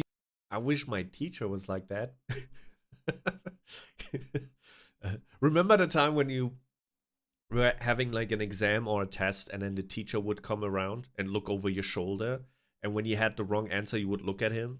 You would just point to the answer, and then sometimes if your teacher would be nice enough, they would give you either the nod, like, you're on the right track, or they would do it like this. Nah, man, try again. The entire test. First, the person giving chest compressions is not allowing for complete chest recoil. You kind of like dogs? I love dogs. Yes, I do. I have a French bulldog myself. Thank you. I'm just saying. I'm gonna eat me an apple in just a little bit. I'm just saying that, okay? You ain't gotta listen to me now. It's up to you folks. I'm just saying. But anyway, I'm just saying. He sounds like okay. He passed his medical test. Now I'm certified through the American Heart Society, even though we didn't even learn anything and everyone just spaced out and they gave us all the answers to the test. But this is when Sheldon realized that they were catching on to him being a secret undercover agent. He looked at the watch because I was recording, and and he goes, "What kind of watch is that?" But and then when I'm going to get the watch, the fucking key lights up and the room was dark, so it was super fucking dumbass obvious. I don't know about y'all, but I feel a little bit uneasy with it because there's a certain thing that's been kind of watching all of us. And I don't know about y'all. This person, this thing just kind of hangs out. And I'm just like, okay, why is he hanging out like this? He just looks about and he's like, who are all these people here? Who they? Who they? I fucking started shaking. I've never had that much of a physical reaction to any anxiety. My head was literally twitching, dude. I'm like, this is crazy. And then he picked. That's why the people who go to become private investigators or even specialists like CIA and whatnot that do go undercover, they're getting tested for this, right? Not everyone can do this type of job, and especially when you are, I don't know, inside of a mob mafia family, right? And you are a undercover in there. They look at the most minute details on your face, when they're telling you something and you're starting to shake or whatever. That can literally end your life, right? At that point, that can end your cover and you'll be killed, or in the worst case. So it's not for everyone, is what I'm trying to say. And there's a reason why they only pick specific people for these types of undercover jobs. Picks up a stuffed animal off the shelf and he's like, it's Curious George.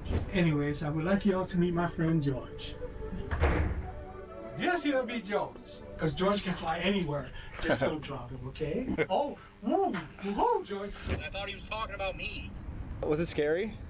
Yeah, it was scary as hell. I've never been that afraid in my whole life as in that moment. He was talking about a goddamn stuffed animal, dude. Anyways, Sheldon passed his entire week of training. I'm now a unit staff. No! And you know what that means. Sheldon is now officially a mental health technician at Provo Canyon School.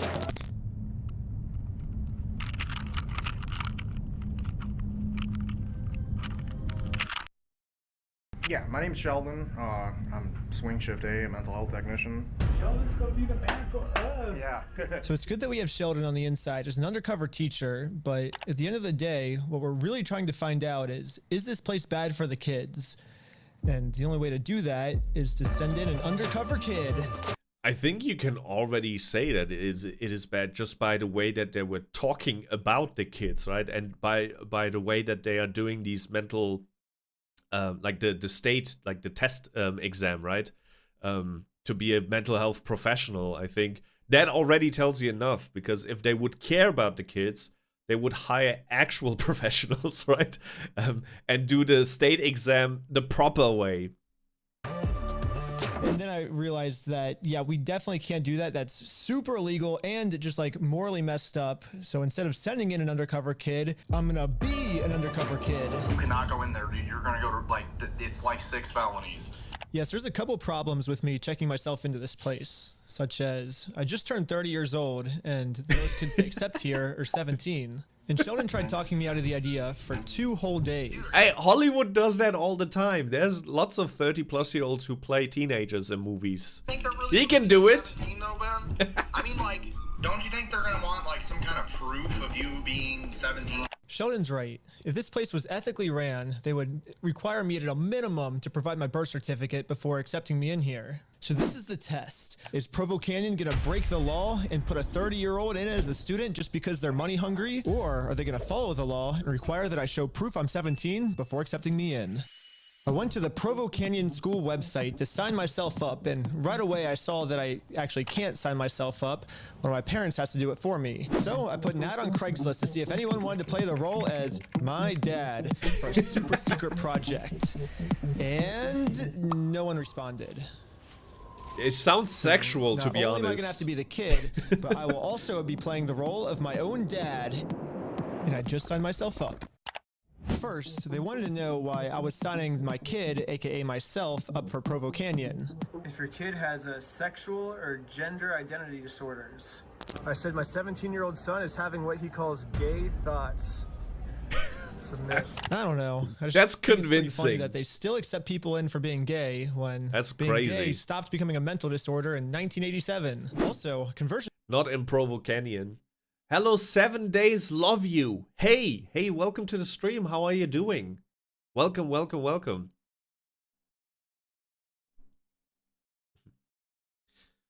We're currently watching a Reckless Ben video. We already started, so we watched the first 16 minutes. But essentially, he's trying to expose a school for troubled kids. It's been a while. Wait, that means we have talked before? Have you changed your name, maybe? I'm sorry if I'm not remembering you, but it's just... First of all, I have bad memory. That's number one. And number two, like, we've been on and off YouTube live streaming for a while, so if you joined us, like, 6 months ago or whatever, I tend to forget. Lazy on Twitch, I think. Ah, okay. That does ring a bell. Well, how have you been? Welcome back, I should say. We're still live on Twitch. Like, I'm multi-streaming. Usually I would only multi-stream the gaming portion of my streams, right? I have the playthroughs here on Twitch live, but today's the first time I'm also doing reactions live, because YouTube is not as restrictive as it used to be with the reactions. I remember like 2 years ago when I tried to do a reaction live on YouTube, it would just nuke the stream. Like, as soon as you got like a 5-second sequence of a copyrighted song, it would just completely, like, you would only see a black screen. It would nuke the stream, but they are better now. It still kind of sucks if you only have like a 5-second copyrighted song playing during your live stream, and your live stream is 6 hours long, for example, and there's 5 seconds worth of copyrighted material in your 6-hour stream.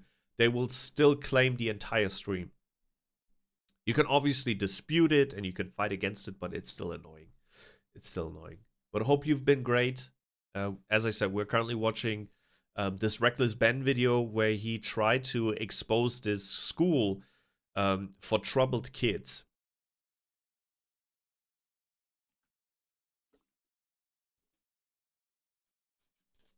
Are you still on Twitch? Do you still have your Twitch account? Also, make sure to like this stream, please.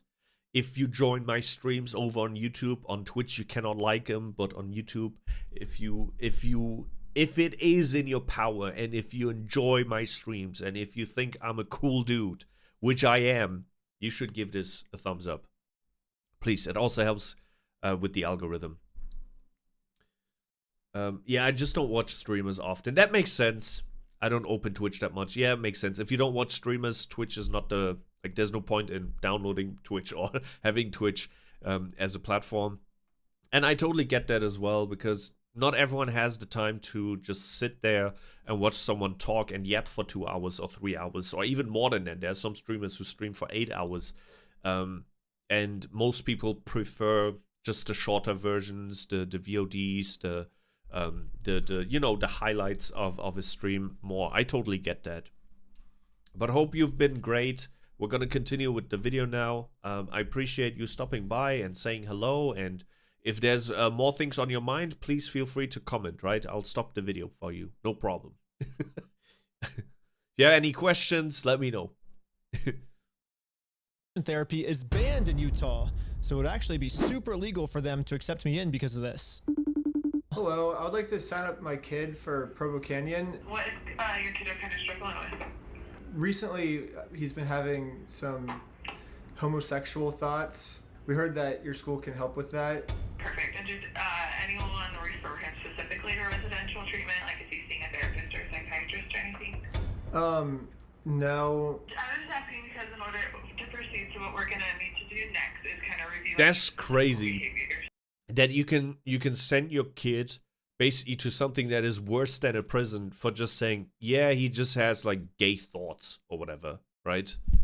It's just, it's not even, he did not even say he's gay or anything like that. Not that there would be an like a reason to put him in that facility, right? Nothing wrong with being gay, right? But I'm just saying he did not even say he is gay. He just said he has like gay behavior or homosexual behavior, right?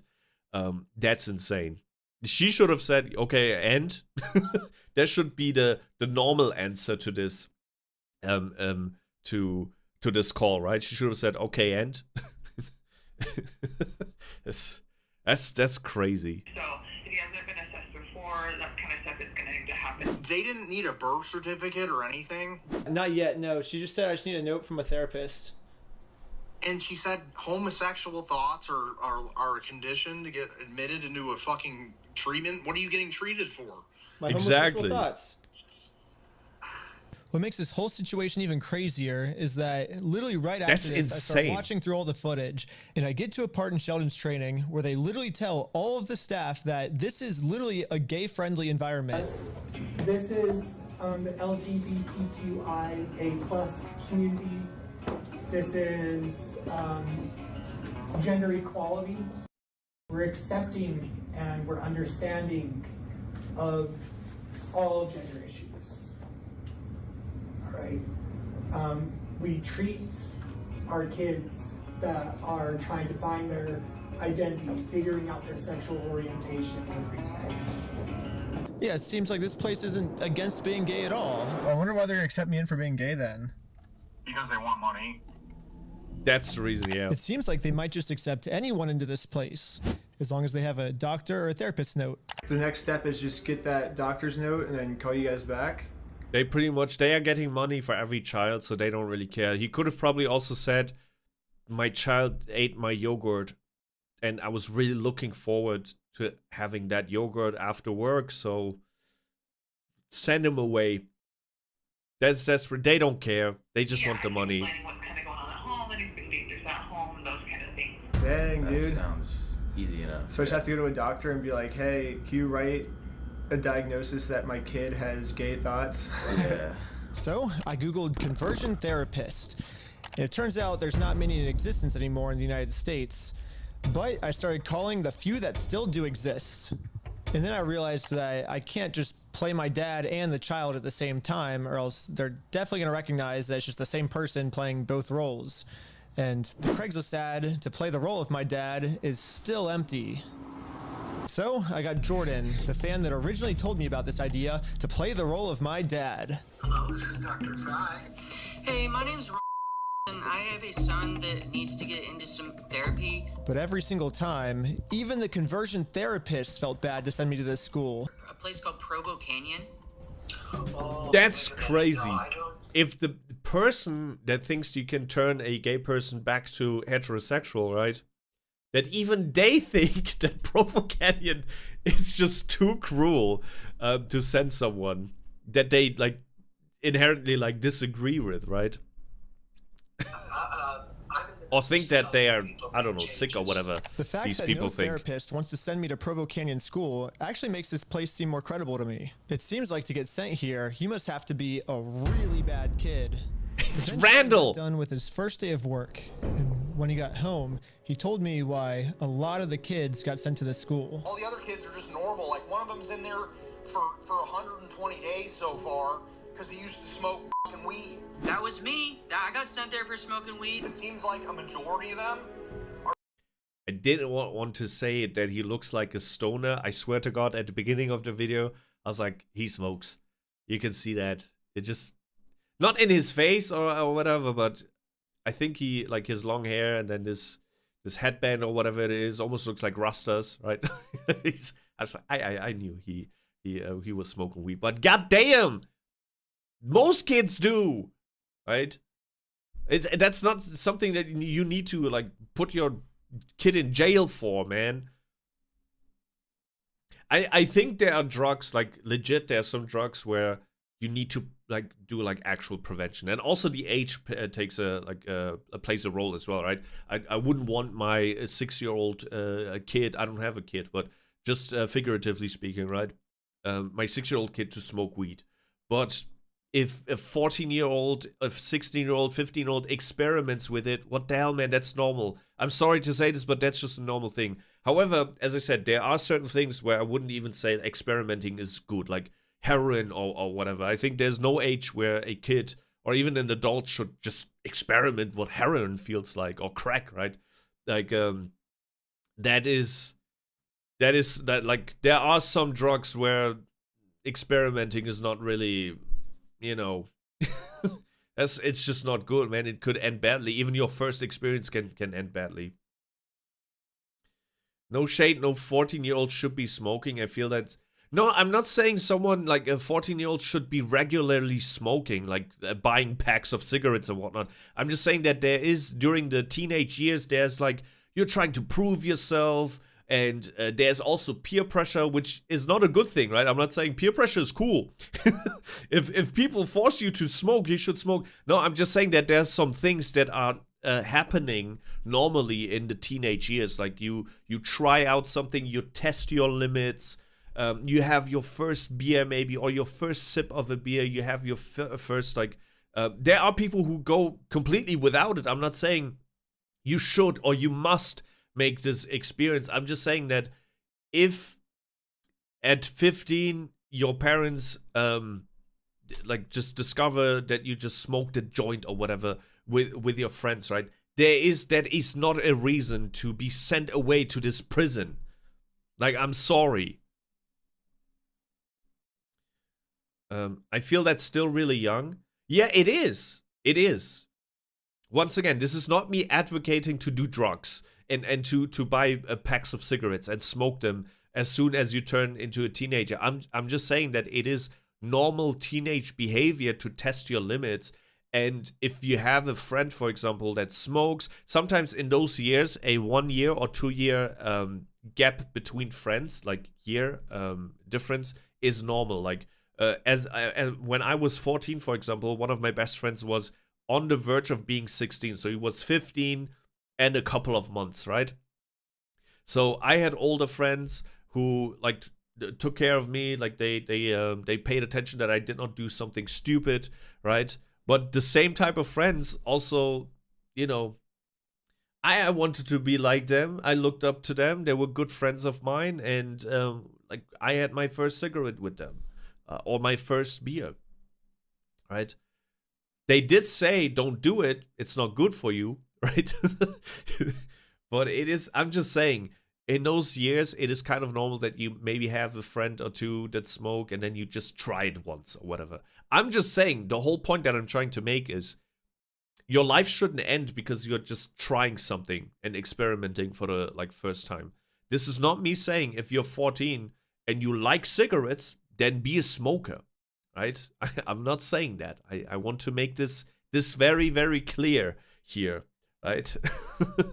You shouldn't do drugs. It is not necessary to make this experience. You can go your entire life without sipping a single drop of alcohol and without smoking a single cigarette or a joint or any drugs, and you can still have a fantastic life.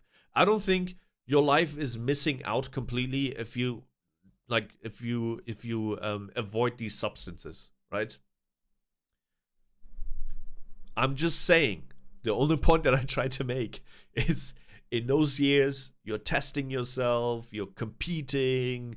Sometimes you think you look a bit cooler if you have a clique and there's some girls, right? Sometimes you think it's cooler to appear courageous. And sometimes appearing courageous in a teenage mind is, okay, you're doing some stupid stuff, right? I'm just saying. I would not send my kid to Provolone Canyon or whatever the name of the school was because they smoked once. That is something you should be able to deal with as a parent. Make sure that they understand that this shit is awful for your health and that you don't have to prove anything, and just because your friends are doing it doesn't mean you have to do it. That is something that is normal parenting, and if your kid is raised well, they will understand, right? But sending them to prison to be like, no, don't do it, I don't think that will fix it at all. I think it might make it even worse because they will feel resentment, and I think they will try and push their limits even more once they come out, right? Once they come out of this canyon, they'll be like, now I will smoke for real. Before I was just testing my parents or testing my limits, but they sent me into this school where they abused me. Now I'm gonna smoke for real. Just really annoyed and just completely normal. This is when I realized maybe it's just hard for me to get sent here because I live in California. The only therapists willing to talk to me are ones with a California license. However, Provo Canyon School is located in Provo, Utah, and according to their own police department, they play differently there. We play differently here. This is the exact same city that's currently trying to put me in prison for years, all because I tried to get a few Mormons to return Legos they stole. It's weird how all the conversion therapists in California can see this place as a big red flag. But in Utah, therapists seem to be sending patients here all the time, just for the smallest things. If only I lived in Utah. Maybe they're getting paid as well. For me to get in, but I don't. I live in California. So I'm gonna have to be extra convincing with the next conversion therapist. But luckily for me, someone finally actually replied to my Craigslist ad. So basically, he's gonna play his dad. I'm gonna be playing your son, I guess, and Okay. In 5 minutes after meeting my dad, it was time to get on this call. I want to catch him looking at porn when it involves women. I want that. That would make me feel like that would brighten my life. Fortunately, it was the other way around the other day. One of the main things which I would recommend is for your son called the Reckless Ben to just do more community service. So I don't know. My dad wants to send me to this school that he thinks help my gay thoughts and stuff. What's this school called? Provo? Wait, son, what is it again? Provo Canyon. Yes. They had a high ropes course. That looked kind of cool. You can't be gay rock climbing. They just want to help, and we need your signature. We need your recommendation for that to happen. And I would love to make that recommendation, but it's something I can't do. Yeah, even with the professional actor, we couldn't. Do you think he knew who Reckless Ben was because he was kind of smiling, that therapist? I feel like he knew who he was, or maybe he had a hunch. Hunch? What do you say? Hunch? I think he smelled that something was off here, because they also don't really look alike, right? I mean, genetics can be a little bit, a mystery box sometimes, but I wouldn't buy that this dude is Reckless Ben's father. Hunch, thank you. Thank you. Convince this guy to recommend me for Provo Canyon. But this guy from Craigslist is a professional. He was not gonna take no for an answer. The decision that I've made is that I do want to send him to Provo. I need you to see that I am in pain, that we are in turmoil in our home, and we can fix it. There's an entity out there that can help us. You're a good man and you do good things, and this is a blessing that you have this gift to do this. I'm begging you. I think your dad will never let this go, so why don't you go for like 2 months just to convince him? Bro, is he on something? Look at his pupils. Wait, I have to go back a little bit. It almost seems like, look at his wide open pupils. Like, it almost seans like the therapist was on something. He was also laughing. Like, I need you to see that something is like seriously wrong with this dude. Now look at this. Is he like paranoid? There's an entity out there that can help us. He's having a trip. You do good things, and this is a blessing that you have this gift to do this. I'm begging you. Could also be the editing though. I think your dad will never let this go, so why don't you go for like 2 months just to convince him and just get out. So, my therapist wrote up a letter of recommendation. Oh, he made a document and signed it, yeah! Sexual identity confusion, which has been described as unwanted. We might actually get accepted! I cannot believe you guys just badgered him into signing it. So they're gonna let you in for having homosexual thoughts. I guess so. After we submitted all the paperwork from the licensed therapist, they gave us a packet of how awesome the school is going to be for me when I arrive. There's a swimming pool. There's a high ropes course. I wonder how much it is, like also monthly. In the packet, there's a daily schedule for what I'll be doing. And there's actually some pretty interesting things in it. This place is kind of expensive. There we go. About $1,500 per day. Per day! If this place promises to turn bad kids into good kids, and the kids can have a bunch of fun while doing it, for a lot of families, the price is worth it. However, Sheldon has been working here for a few days now, and he says, is this being paid like by the state or the parents alone, or is it like partially state and parents? Because how are they affording this? It's $1,500 a day. That's $10K a week. There's $40K a month, right? And there's a kid. They said there was a kid that has been staying there for like 11 months or so. Like, what? The reality of what's happening is just a tiny bit different than what's been advertised. There's no high rope course, there's no pool. Explains why they let everyone in. It says that there is a pool, it says there's a high ropes course, and there's like physical activity time. And is never, I have that on audio too. The manager said it's never getting reopened. Swimming pool, right now it's just our big hole in the ground. There's no water in it. There's a crack. This expired in fucking June, and this is what they were giving the kids. They said they got unlimited Thanksgiving dinner, and you know what they got for dinner? What? They have over 100 students, and each of them pays $1,500 per day, and they give out expired food, and they don't even repair the pool. That means whoever the CEO is pocketing everything, like every penny. 2 frozen Uncrustables. That's crazy. Okay, so the food could definitely use some improvement, but at least they get a good education, right? Well, they never taught Sheldon how to teach. All the teachers Sheldon shadowed were just playing brain rot TikToks for the kids. All they do is watch brain rot. Top-notch education. So yeah, it looks like this is what your kids are going to be learning if you send your kids to Provo Canyon School. After reading through my packet, Sheldon said basically everything they're advertising to me is a lie. So they go to bed at 9 p.m.? They go to bed way earlier than that. Dude puts them to bed at 7:30, bro. Really? Because I swear at 8 p.m. I have it on audio. He's like, I just put him to bed at 7:30 because I don't want to deal with him that much longer. What, he said that? Yeah, he was smiling. He thought it was funny. So, do they have physical time from 3:30 to 4:30? See, that's the thing. It's so stupid it's giving you a schedule like that. They just lie. But false advertising doesn't seem to be the only problem, because I guess they just hire anyone. It seems like all the people who are supposed to be trained professionals have no clue what they're doing.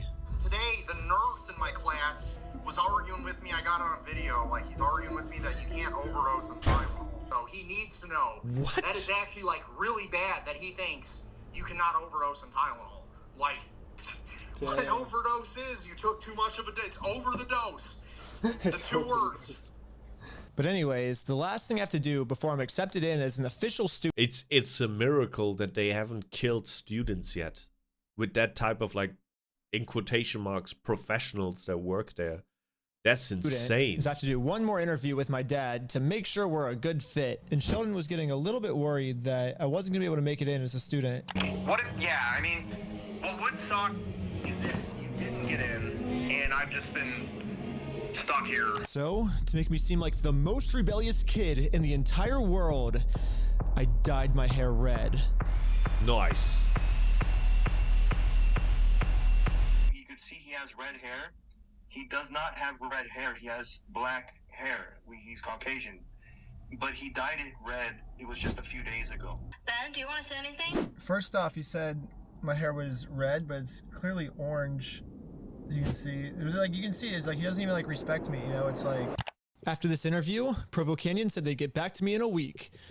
The only problem is this place is getting really depressing for Sheldon. He doesn't even know if he can last another day inside this place. What if I just fly up tomorrow, dude? That would be fucking awesome. This sucks.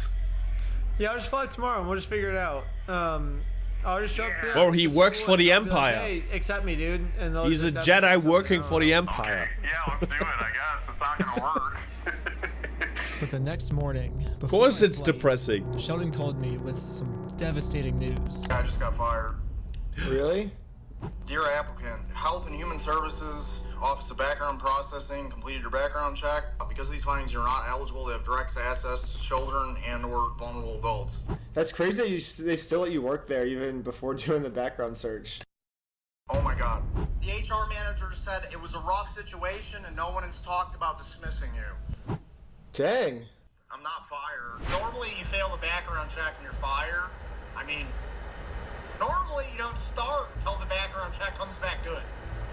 Yeah, that's what I thought. It's so weird they just put you on. So even though Provo... They let him work first. Imagine if he would actually be like a PDF file or like a killer, right? They let him work there for, what was it, 2 weeks, 3 weeks? Then, afterwards, they did the background check. So if this would have been like an actual, like, ill-intended person or a malicious person, they could have already done a ton of damage to the kids or the staff before they did the background check. It's weird. But for 1.5K per day per child, I guess they're ignoring everything. They don't care. They don't give a fuck. Canyon found out Sheldon wasn't allowed to work with kids. They just let him keep working anyways, which is super illegal. If someone happened to put all of this evidence in a YouTube video and released it for the entire world to see, I mean, this could completely shut the school down. They have now... I hope that will happen, actually. ...through their own greed. Because they wouldn't need to keep me right now if they paid a decent wage. They would have enough workers. If Provo Canyon School is too money hungry to fire Sheldon, then maybe they're too money hungry to do a background check on me, and they'll just blindly accept me in as a 30-year-old. So I ended up getting on my plane flight and flew all the way to Provo, Utah. I love how this video exposes this school, don't get me wrong, but a part of me also fears that there is going to be some actual, like, crazy people who might see this video and then be like, oh, maybe I'm just going to try at that one school or whatever, you know? Maybe they won't do background checks. There's a bit of, like, a tiny part of me that fears that this might animate someone to actually try and do the thing that they never thought would be possible, right? Bro, after how genuine I've been, they're gonna have trust issues for the rest of their lives after this. Good. But now, I have to solve a problem that I've been putting off this entire time. Money. We have a published rate of $1,500 per day. Yeah, it doesn't help that literally every single video series I've ever put on YouTube has either been demonetized or completely removed. Oh yeah. The last video got taken I did down. not think about that. He has to pay for himself. Down on my video. Right now, I'm 100% censored. Yeah, this is not good. Yeah, at the time of filming this, I had a little over $2,000 in my bank account. And with the price of $1,500 per day, I can't even be in here for 2 days. But here's the really bad news. You have to pay one tuition in advance. Of course. About your child's stay. So you also We get payments in advance. To work with unsupervised children? Yeah, I think what I meant was I was trying to say that maybe this video might give a, I don't know, worst case scenario PDF file to maybe try at a school, even though he knows very well that he will not, you know, pass the background check or whatever. But maybe they will try in some like shady school. Maybe they'll do their research, find another school like this, and then try there, if you know what I mean. Like this is what I fear with this video. Obviously, I think the positives still outweigh all the negatives that could come from this. I say could, right? There was just one thought that went through my mind where I was like, okay, what if, you know, a PDF file watches this, or a killer, like an actual child killer, and then he'll be like, oh wait, there's a couple of schools like this, so similar like this. Maybe I'll just try that.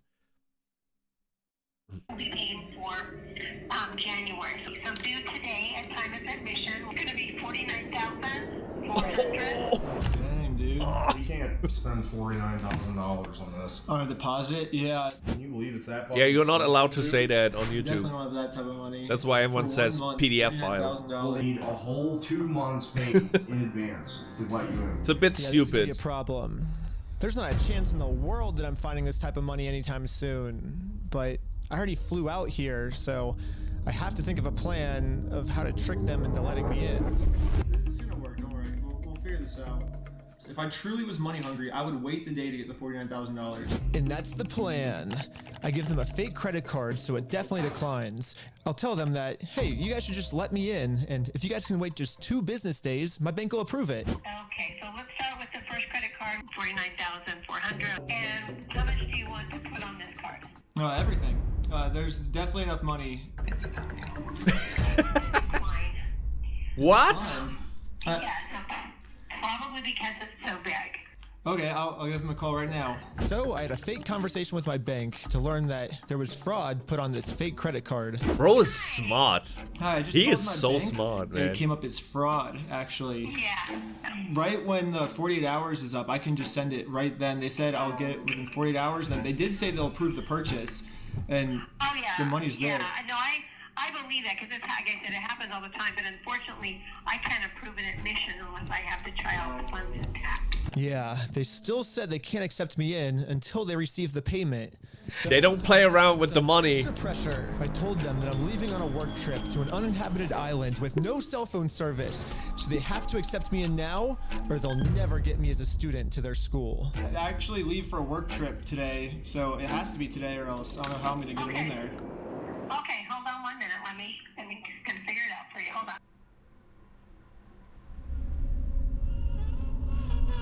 Oh, it's always such a great feeling when scammers are being scammed. So they weren't calling back. They're calling So back. satisfying to watch. Hello? I'm gonna go ahead and approve the admission. Hell yeah! How does everything you do work? This wouldn't work for anybody else in the entire planet. He's available at 3:30. If you guys could be down here by 3:30 to start his admit process. Okay. It's 1:36 right now. We have till 3. We have like an hour to figure this all out. How are we gonna get the spy cameras in? Yeah, we probably should have figured this out sooner, but we definitely can't use the spy pens Sheldon's been using because they don't let students use pens here. Pens, scissors, pencils. They are not allowed pens. They are not allowed scissors. They're allowed golf pencils. The only spy camera we thought would work. Oh, sorry, that's my addiction cat. That cat is supposed to prevent me from doom scrolling on YouTube. But he also shows up on normal videos. Shoo cat! Shoo shoo shoo! Shoo kitty! Shoo shoo shoo! Okay, sorry about that. With the spy camera button. There's only one problem. I remember Sheldon telling me that if I go in with spy cameras, I'm definitely getting busted. They're gonna notice you having spy cameras, bro. You can't even shower without them standing 10 feet away. So I thought the best place to hide the spy camera would be to make a hole in my shoe. But Sheldon was very adamant that even if I put the spy cameras in my shoe, they're still gonna find it. It's crazy. It is literally like a supermax fucking prison, dude. They strip search you. They search everything. At this point, I would just keister it, like, honestly, like, literally, like... They're still gonna wand me down and it's still gonna go off. We were running out of time until I had to go in.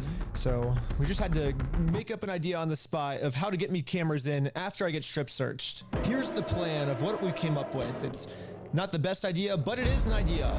We open a bag of chips, put the cameras inside the chips, vacuum seal the chips shut. That's what Yagami Light does in Death Note. And then Sheldon will just go around the building, handing out chips to all the kids, and hopefully he hands me the bag with the cameras inside, and that's the plan. No way. No way. I hope he makes a Yagami Light reference. Because there's also in Death Note, I don't know if you watch the anime, there's a point where he's being observed. Like the dude, Yagami Light, the premise of the story is that he gets a book called the Death Note, and if he writes the name of a person into the Death Note, the person dies, right? And at some point he's being observed 24/7 because he kills criminals by watching news on the TV. So he's being observed 24/7, and he has to still, kill those criminals, because otherwise they know, okay, the second we started observing him and basically got rid of his TVs, the criminals stopped dying. So what he did is buy a mini TV, and then he placed the mini TV inside of a bag of chips. So he could still pretend to not watch the TV, right, while doing his homework, and then the criminals would still die. And that is how he basically got rid of the suspicion. Because they were like, he wasn't watching the news, and people in the news died. So it couldn't have been him. I guess day one, I'm not gonna have any video. So I just have to like recap what happens in like a story or something, I guess. And then day two, I will hopefully have a camera if the chips work. Dude, this is so stressful. Okay. Okay, see you, Sheldon. See you, man, dude. It's so funny that he came up with the Yagami Light plan. Now that Sheldon's gone, I'm actually starting to get pretty nervous. I was getting nervous to go inside. I remember Sheldon explaining to me how hard it would be to escape. That wall, huge, super hard to jump. Really? How tall is it? Probably 12 or 13 feet without a single grip. You're not going to be able to escape. It's going to be like really hard. And if I can't escape, I'm going to be forced to pay for a month of this place, which I definitely can't afford that. And if I attempt to escape and get caught, there's going to be really bad consequences for me. If you try and run, they shut down in the entire facility. Everybody's on what they call Cat 5 silence. There's no escaping. There's no escaping. There's maybe the illusion of escape that you can create in your mind, but there's no physical escape. People have Bro, I actually feel bad for him. How could you put your son in a place like that? Like, seriously. Yeah, Provo Canyon literally has a room specifically designed for kids that don't follow the rules. If you go into his spy camera footage, this is what the boss had to say about this place. They don't even go to class, they just stay in state. Yeah, I know, that sounds not very fun. Terrible. Yeah. But, They don't go out, they don't go yeah, but when they want to act the way they do, that's totally good. Yeah. On Sheldon's very first day of being a mental health professional, terrible, man. One of the kids actually tried to escape. A kid escaped, and then right as I was leaving, I was about to FaceTime you, the cop rolled up, and she's like, I got in the back. Yeah, now he gets put in the gulag for 2 months. For 2 months? Yeah, I got it all. The audio today is crazy, dude. There's one kid who ran away, the police brought him back. He was in there for like 2 months, I swear. Yeah. Oh my god. We can't talk to anyone for 2 months. Everyone needs to be in prison. Everyone involved with this facility needs to go to jail. Even the ones who only work there for a couple of days or weeks. I don't care. If you see this stuff unfolding and you don't open your mouth, you're just as guilty. I don't care. Yeah, basically, yeah. But as Sheldon kept working, he saw more reasons why kids were getting sent to this room. Locked a kid in solitary for stealing a bag of chips. How long do you think he'll be in there? Till he admits? Or Probably a week. Usually. yeah, okay. If he behaves, it'll be a week. If he continues to be a dumbass, it'll be longer. Dang. He stole chips. He's screwed, huh? Wow. The part that really sucks about this for me is, how am I going to investigate this place? If I ask a single question they don't like, they're going to throw me into solitary confinement. But I was running out of time. And the time ran out. I couldn't film it, but I checked myself in to Provo Canyon School. So it didn't work? His plan with the chips? Yo, what up, everyone? We're about to check to make sure we got the footage of Ben, because I don't think anyone's gonna believe that this actually worked. Oh my god.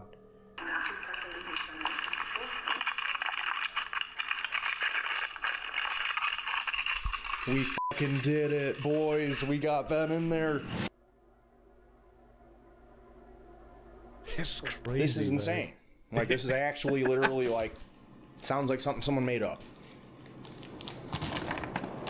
I am so nervous. Brought chips for everyone.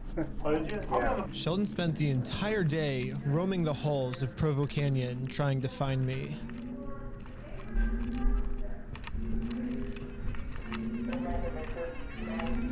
And finally, he found me. Oh, hey, man. Hey, I get chips out for everybody, but you. You're on Alta, right? Yeah. Oh, yeah, sick. Cool. Where are you guys? Are you Well, I was actually, yeah, no, I'm not on Alta. I was actually... But right after he gave me these chips, he heard over his radio that they called in a search to find contraband materials on my unit.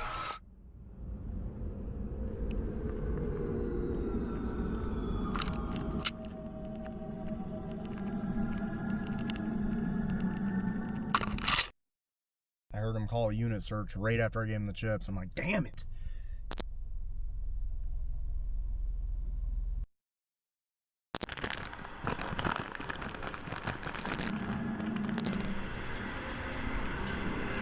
So I have this spy camera button, but I don't have this red jacket I'm wearing right here with the button gun anymore, because I guess when they strip searched me, they took it to look for contraband materials and they just forgot to give it back. So this entire time I've been asking for it back and they never give it to me for some reason. They said it was supposed to be yesterday, and they still haven't got it yet. And she's not here? I guess not. They keep saying it's supposed to be yesterday, and they kept saying, oh, it'll be done by 9 a.m. today. It'll be done by noon today. It'll be done by 3 p.m. today. And Alright, I'll go ahead and talk to someone and see what we can do. But before the teacher could get me my shirt, they did a check on my room for unauthorized contraband. They made all of us fold our pockets inside out.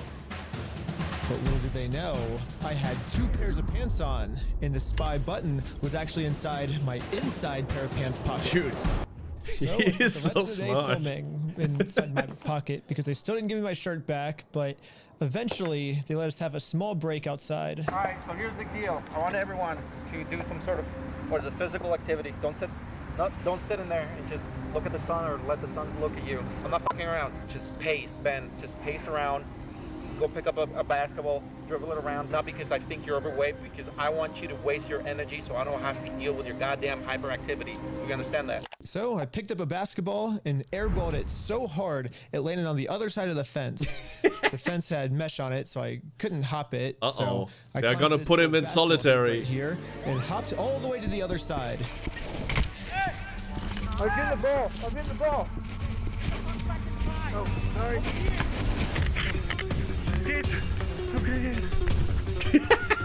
I ran through random backyards and houses. And eventually, awesome. I made it to the city, where I went into a random restaurant and hid in their bathroom. Or he's actually insane, man. Are they gonna call the cops on him I now? borrowed an employee's phone to text Sheldon and told him to come pick me up. We did it!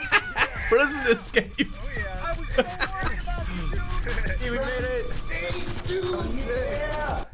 While we were waiting for my 5-star level to cool down a little bit, I decided to recap what went on inside. Yeah, I was in the gulag for the first day and a half.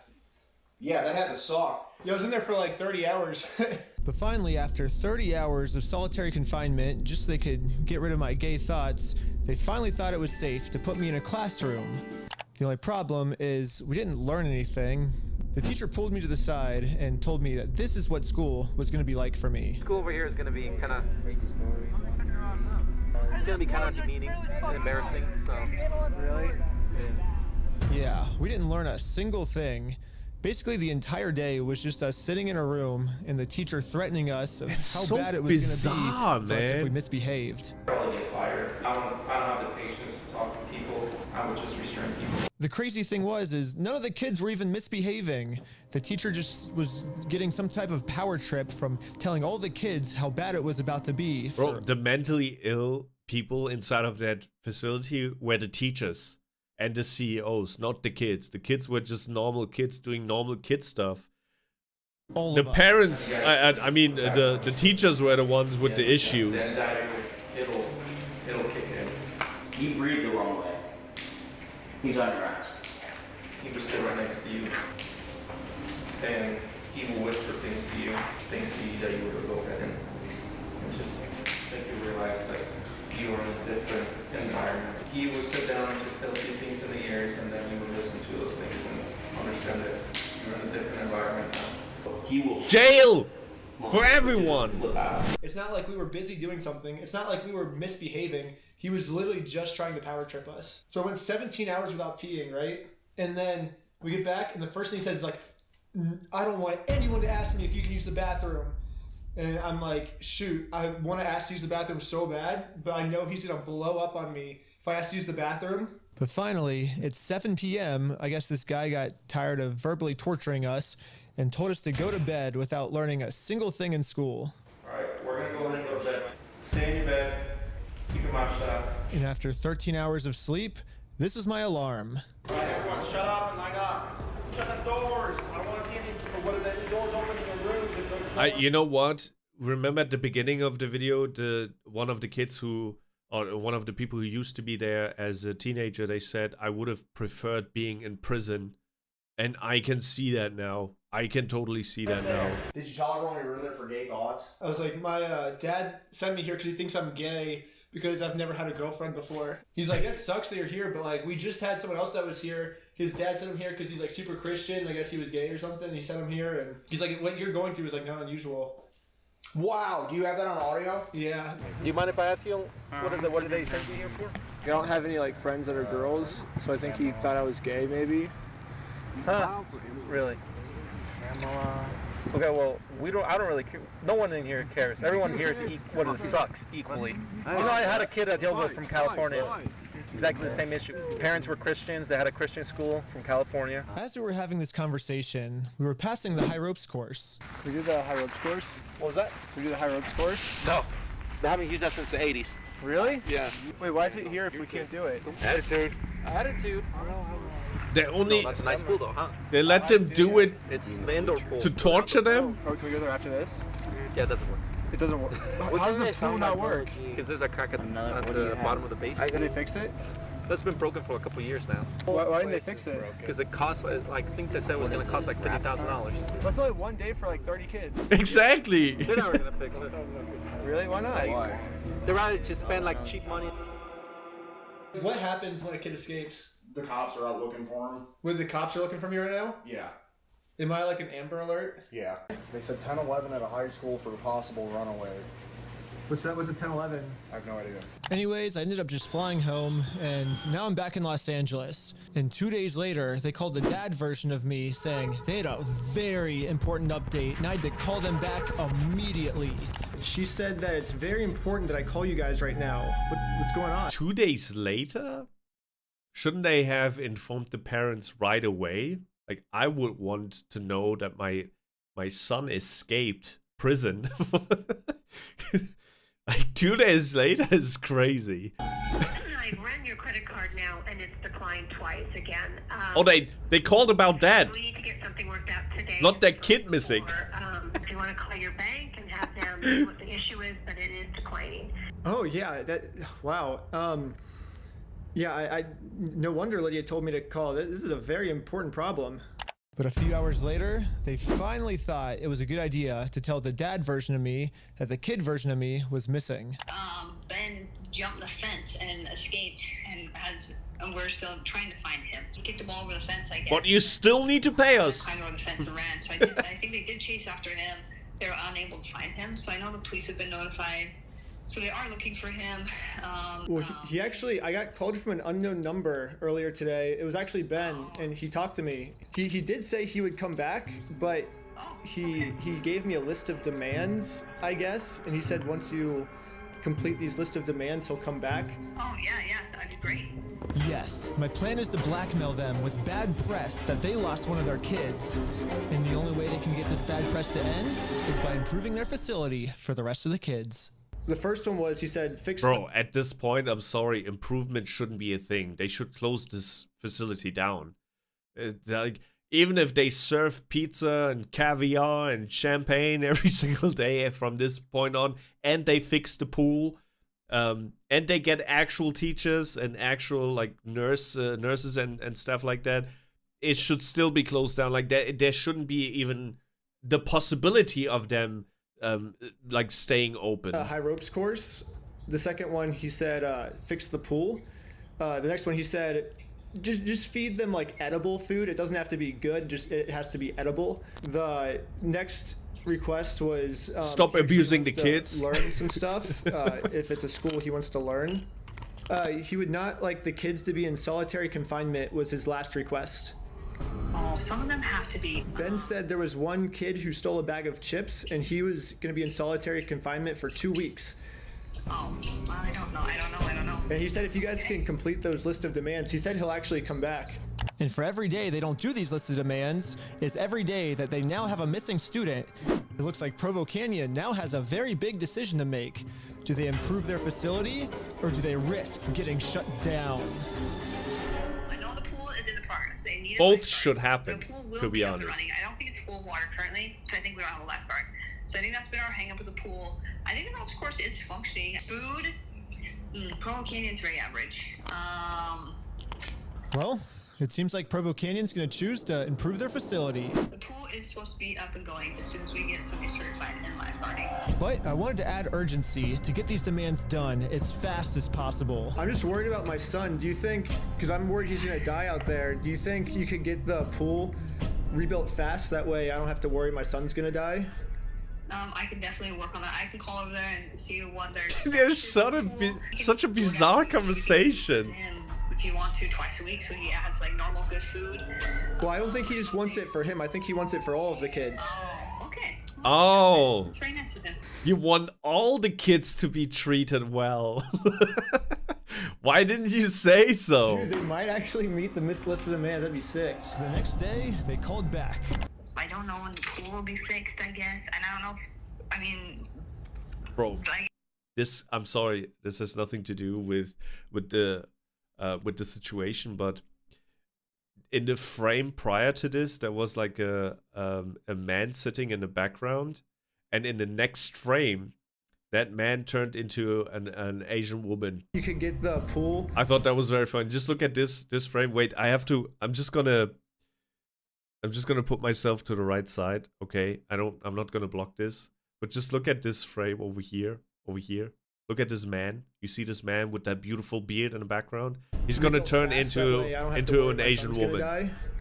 I can definitely work on that. I can call over there and see what their status is on the pool. We can DoorDash food, so we can get food sent to him if you want to twice a week, so he has like normal good food. Well, I don't think he just wants it for him. I think he wants it for all of the kids. Oh, okay. I like that, Ben. That's very nice of him. Dude, they might actually meet the list of demands. That'd be sick. So the next day, they called back. Boom!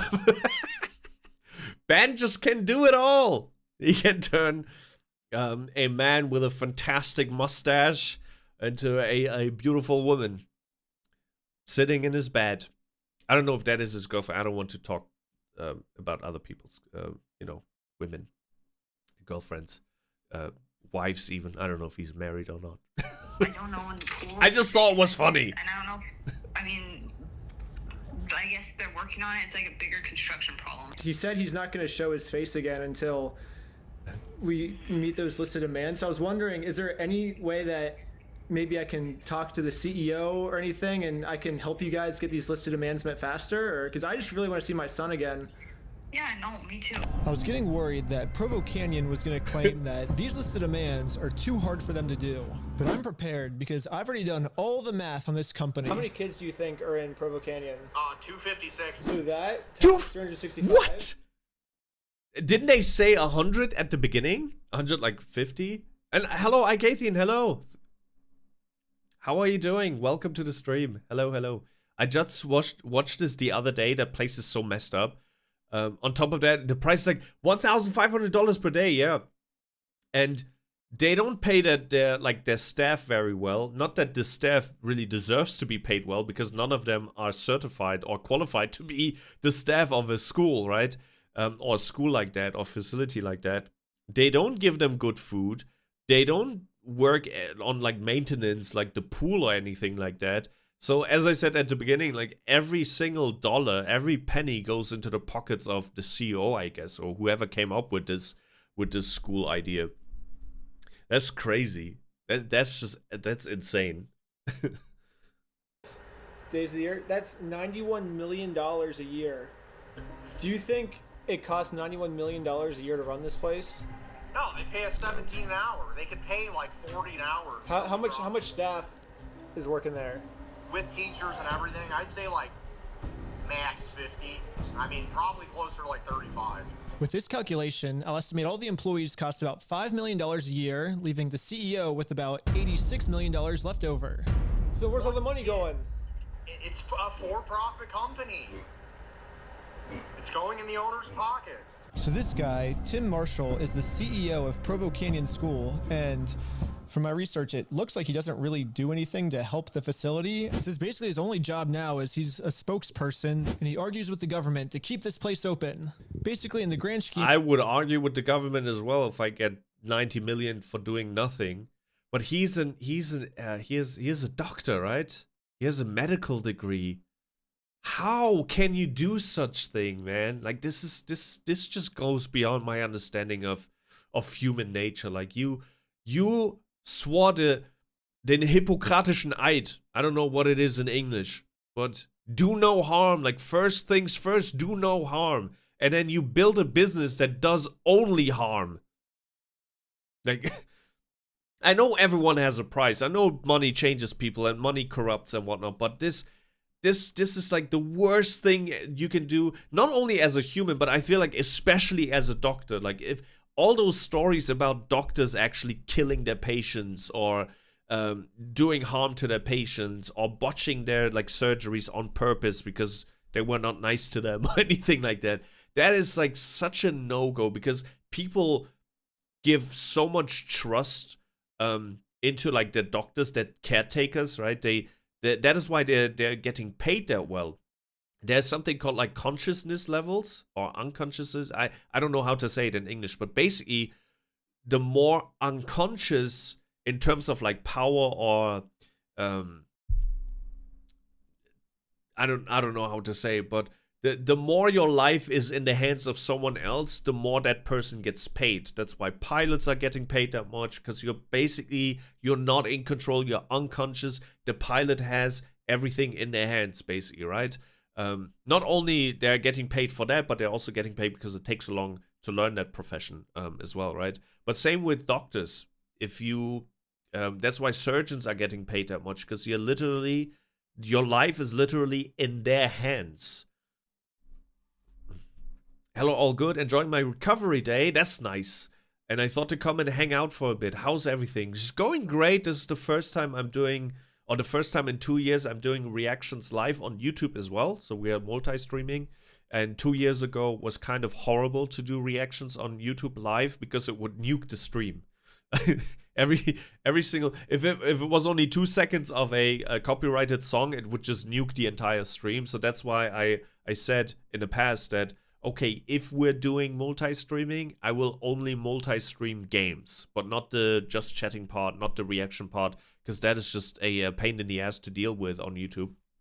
But they have changed quite a lot. It's still a pain in the ass to some degree, but it's not as bad as it used to be. So we're on both platforms now, and I'm feeling very, very good mentally and physically. And this is also today the first day that I'm doing reactions. That was like a huge burden that was lifted off my back, because if you don't do a thing for a long time, it gets heavier, right? First reaction after 5 weeks that felt heavy, but that is now lifted, and I can upload something again tomorrow maybe, or maybe even today, but I'll do it today. So that kind of is lifted. You'll probably know what I mean once you start your content creation journey as well, Icathian, but there is some negatives that come with a break. Like you break with your rhythm, and then the go live button gets very very heavy, like pressing that go live button after a long break, or pressing the upload button after a long break. I haven't uploaded anything in 5 weeks. I haven't done a single reaction in 5 weeks. That is like a heavy burden almost. Some people have no soul. That is true. That is true. Well, I hope the end of this story, we only have a couple of minutes left, but I really hope the end of the story is that the school actually gets closed. Like, I don't think it should just be, you know, improved. They should improve it for all the kids that are inside of there right now, right? But the ultimate goal should be to close this down. Fix high rope course, fix the pool, edible food, get an education, no solitary confinement. Things. My list of demands are going to cost him basically nothing, but it will really help the kids out. But the thing is if the school doesn't want to take my advice, then a story could leak that they lost a kid, and that could shut down the school. So I'm going to call them again and see if they're ready to improve their facility. I'm sorry, but the person you called has a voice. And they didn't answer. So I called again. Hey, I'm still calling about my missing son. Just wondering if you guys have any updates. If you have any updates at all, like just literally any updates. If you guys can just let me know. That's crazy. Hey, I'm calling about my missing son. Can you give me some updates about my son? Is he still alive? Hello, Dark Destiny. Hello, how are you? I'm doing great. How about you? Welcome to the stream. Hello, hello.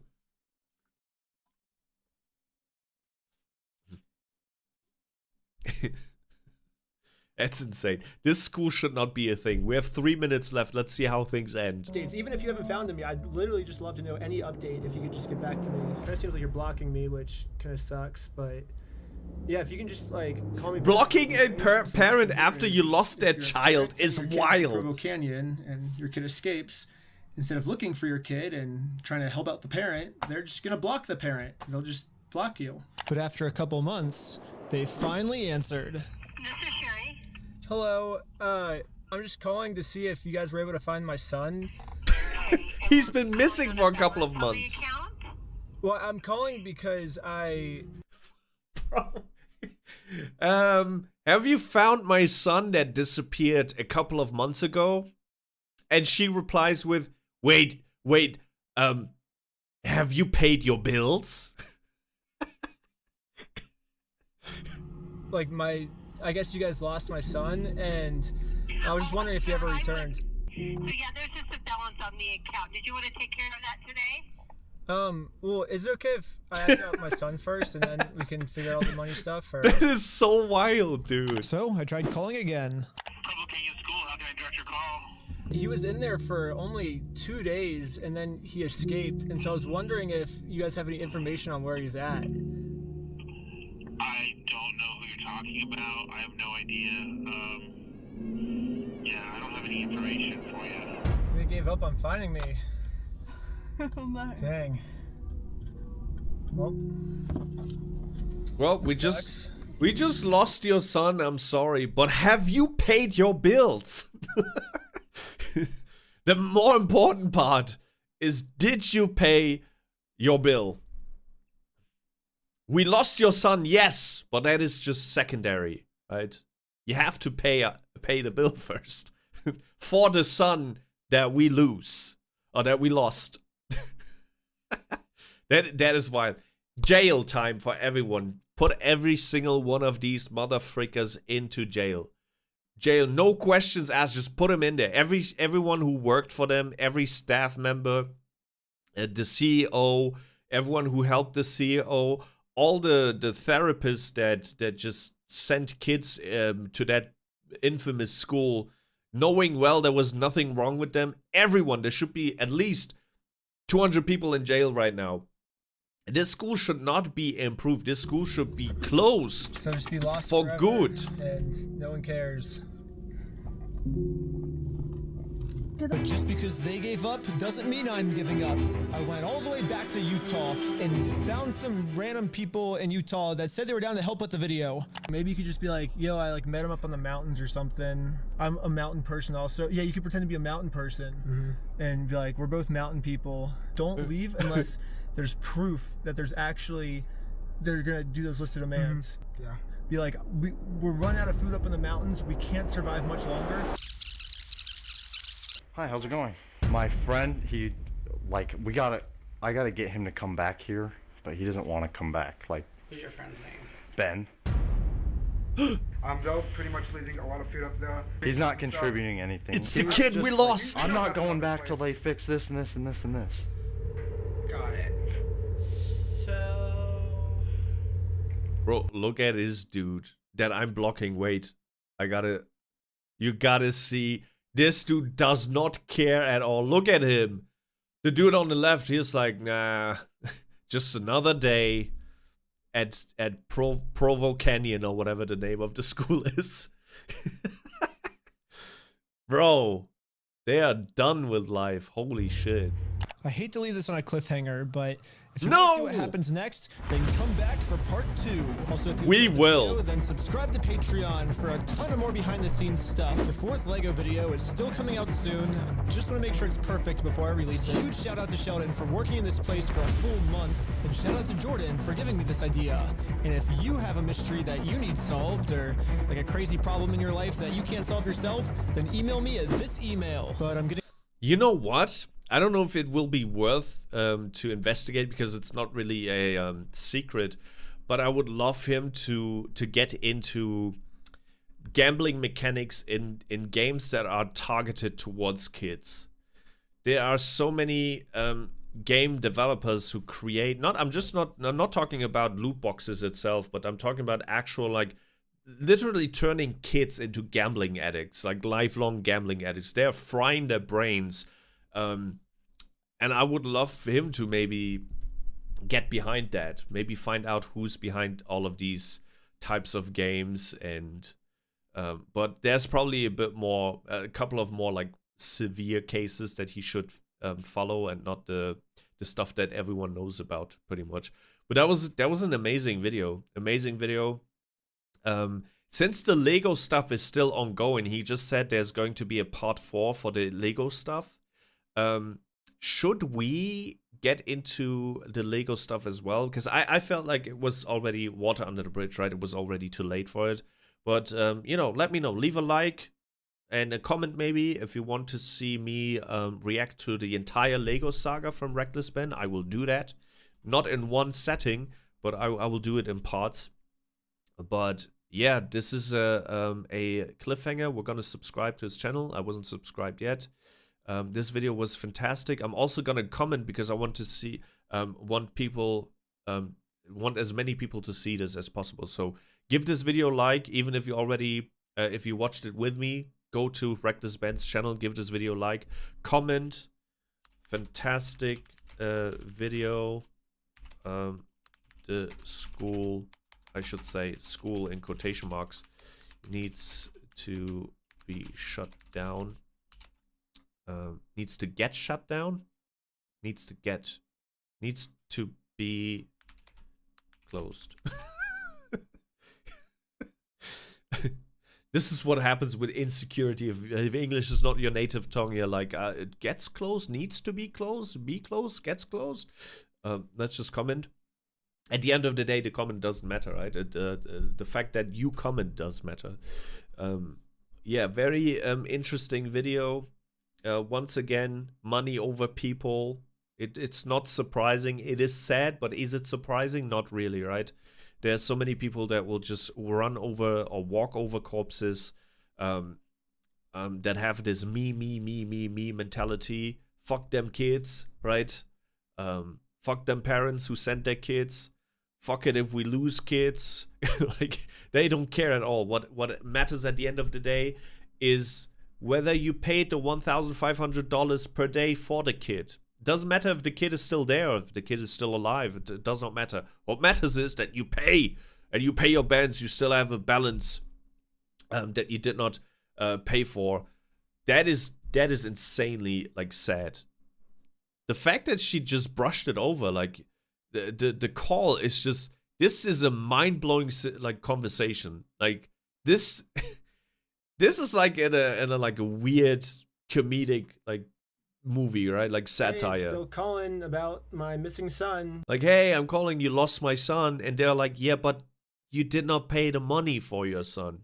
Yeah, but is my son still alive? Just wondering if you guys have any updates. If you have any updates at all, like just literally any updates. If you guys can just let me know any updates, even if you haven't found them yet, I'd literally just love to know any update. If you could just get back to me. Kind of seems like you're blocking me, which kind of sucks, but yeah, if you can just like call me back, that'd be great. The lesson here is if you're a parent sending your kid to Provo Canyon and your kid escapes, instead of looking for your kid and trying to help out the parent, they're just gonna block the parent. They'll just block you. But after a couple months, they finally answered. This is Sherry. Hello, I'm just calling to see if you guys were able to find my son. Okay, and we're calling on a balance on the account? Well, I'm calling because I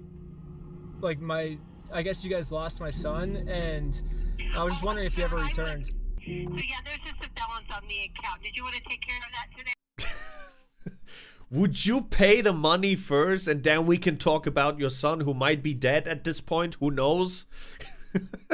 That is just actually insane. But yeah, I stick with what I said at the beginning of the video. Put them in jail. Every one of them. Even the staff members. Now, people might say, oh, people are just desperate for money, right? And they did not create this Provo Canyon and facility and whatnot. They know what is going on, okay? Unless it's the first day at school, but they know what is going on, so they're just as guilty as whoever created this Provo Canyon, right? So everyone, staff, CEO, the therapist, as I said, like everyone involved in the situation, jail time. But we know that life unfortunately doesn't work that way, and they're probably gonna get fined. Maybe they even have to improve the school, right? But that's pretty much it. I think that is where things end. Hi, I'm on break. Welcome back. Welcome back. Been helping with wood. Cool. In what way? Goody, that was the end of the video. We can go back to the room now. I'm so proud of myself that we made it through 2 videos. One of them was very, very big. But I have to say, I was just glued to the screen. It was a very interesting video. I have one video left, but I don't think we can do it today. It's another 50-minute video. I don't think I have I have the nerves for that one. But that was a lot of fun. Bucko stacking. So stacking wood? Cool! We're gonna watch the Mr. Beast video next time. Maybe even tomorrow. Maybe we're gonna go on a reaction spree, because currently I don't really have a game to play. I did finish Cyberpunk though. Have I talked about that? You know, I played Cyberpunk off stream. Cyberpunk was always a game I wanted to play live on stream, but during my mental health break, I was like, let me just play it. Let me just play it by myself. And I played, and I have to say there are still many issues with the game, but overall, I enjoyed it. I was a tiny bit disappointed of my ending, but there are many endings in the game. I picked a particular ending where I was like, this is kind of weird. I'm looking at your model closer now and just trying to keep track how many black highlights I need to add to the wig. I can also send, I don't know if I already did that, but I think I have a PNG somewhere with just the hair, so it's easier to focus maybe. I'm gonna see if I can find it in my folder, but I think I have a PNG that I sent to one artist in the past that just has the hair. So you don't have to, you know, stop the video, pause the video. Yeah, I'd need that. Alright. I'll do it. I'll do it. But remind me if I forget. Sometimes, you know, I have a memory of a goldfish. Sometimes I end the stream and I'm like, what was I supposed to do? Like yesterday, after I ended the stream, I wanted to take a couple of screenshots for, you know, thumbnails and whatnot, where you pose and you laugh. And as the second I clicked on end stream or stop streaming, I forgot. It just disappeared. It happens. It happens. Okay, what else have you been up to, Cloudy? Talk to me.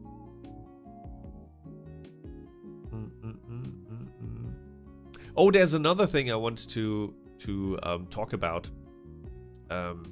Does anyone remember Detective Conan? If you remember him, you might be old, but it is a show that I kind of like grew up with. I did not watch it like religiously or frequently, right? But I watched it every single time it was on TV. I watched it because the episodes were legit cool, and it was like most episodes were like standalone episodes, right? If you don't know Detective Conan, let me just show you who that is. This is him. You probably have seen him somewhere in your life before. This is Conan Edogawa, I think is his name in the show, in the anime. And he, 25 years ago, he used to be a 17-year-old who he's like a detective. He's like a super like genius. He's super smart. He's like Ryuzaki from Death Note. He's like super smart. He knows everything. He knows how to solve every crime.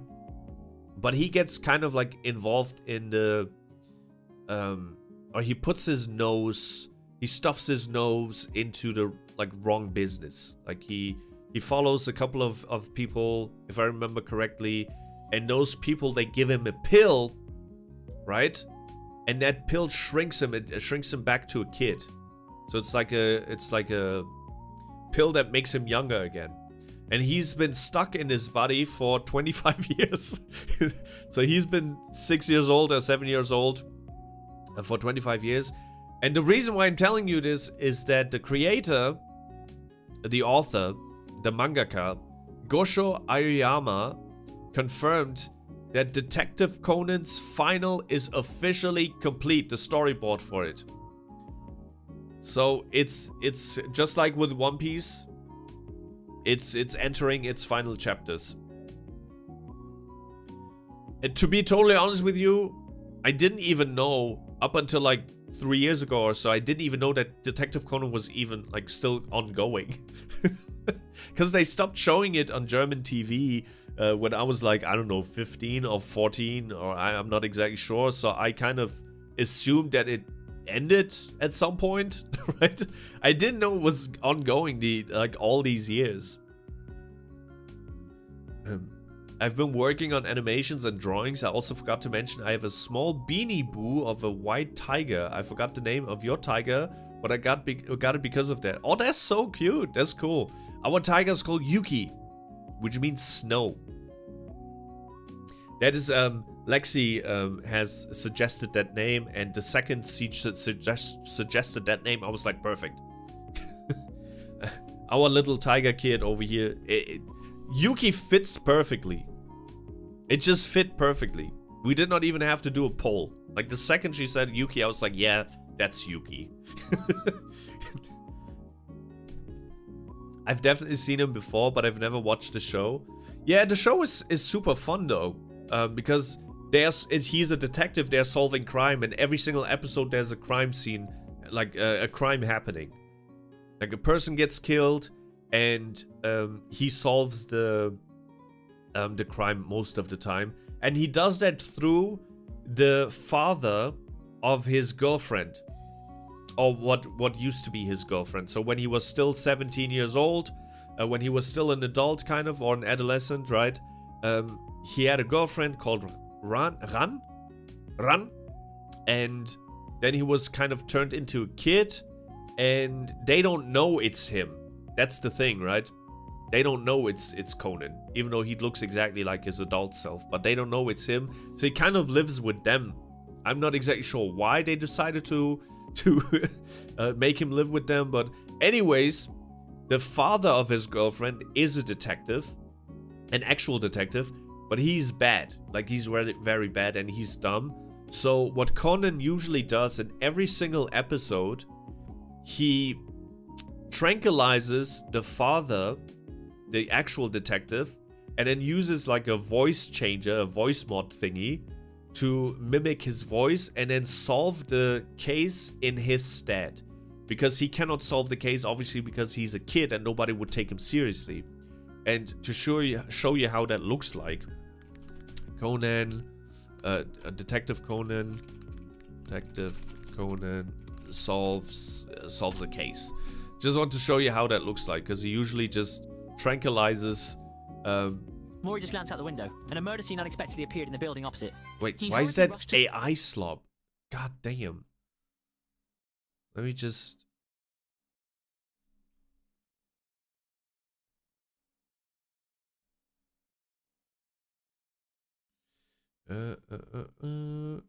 I just want to show you how he solves the case with the voice changer. Come on. Come on, just one case. Detective Conan. I'm just gonna type episodes, full episodes. Maybe there's a full episode we can watch here. Mountain Villa bandaged murder case. Okay. Conan. All right. Let's just go to the end where the case is solved. Hopefully. No. Ah, there we go. I think. No, what is going on, man? German, Folge 3. Yes! Wait. Okay, this is how he solves it. So he tranquilizes... He tranquilizes his, you know, you could almost say father-in-law. Dann bleibt nur noch Yuko. Sie sind die Mörderin. Was erlauben Sie? Sie sind die Mörderin. So, and he talks into his little, what is this called in English again? In German we call it Fliege, but it's not called fly, right? It's not really, it's not a, it's tie? Do you say tie? Bow tie. Okay, thank you. So that is basically, it's a mechanical thing. He talks into it and it changes his voice and makes the voice sound like the detective, which he tranquilized. And that's how he solves the cases. Getan, denn der Hauptverdächtige ist natürlich immer der Wohnungsinhaber. Dann bleibt nur noch Yuko. Sie sind die Mörderin. Was erlauben Sie sich? Wieder daneben. Wenn Yuko den jungen Mann in Notwehr umgebracht hätte, hätte sie uns vorhin von dem Vorfall doch nichts erzählt. Sicherlich, sicherlich, aber das sind doch nur... Vermutungen, richtig, Herr Inspektor. Okay, you know what I mean. So this show, this anime is now entering his final chapters, which is crazy. This is episode 3 from I don't know how many decades ago. You have to imagine, like, I watched this, I think when I was still in elementary school. Or maybe 5th grade or 6th grade. And it's still ongoing, just like with One Piece. I see the vision, thank you. I have a Yuki for the cosplay. Oh my god, I cannot wait to see that. Yeah, good times. Good times. So that's the Mr. Beast video, by the way, that we're gonna watch tomorrow. Not today, that's another 50 minutes. I can't do it. And it's the reason, this is the reason why I want to watch it as well, because there are so many different content creators that I saw the thumbnail of. So this must be a good video then. Because usually you don't see, or at least I don't see a lot of like Mr. Beast reactions on my timeline, right? You see Mr. Beast videos a lot, but not the reactions of Mr. Beast videos on my timeline. And with this particular video, I saw multiple people's thumbnail, so I was like, okay, this must be good then. Hopefully I'm done with work tomorrow so I can watch your stream tomorrow. Yeah, don't sweat it. Don't sweat it. I'll be here whenever you have the time. And even if I'm not here, there's still going to be the VOD.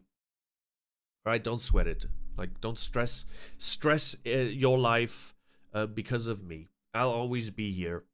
And I intend to, you know, do these reaction streams now more often on YouTube as well.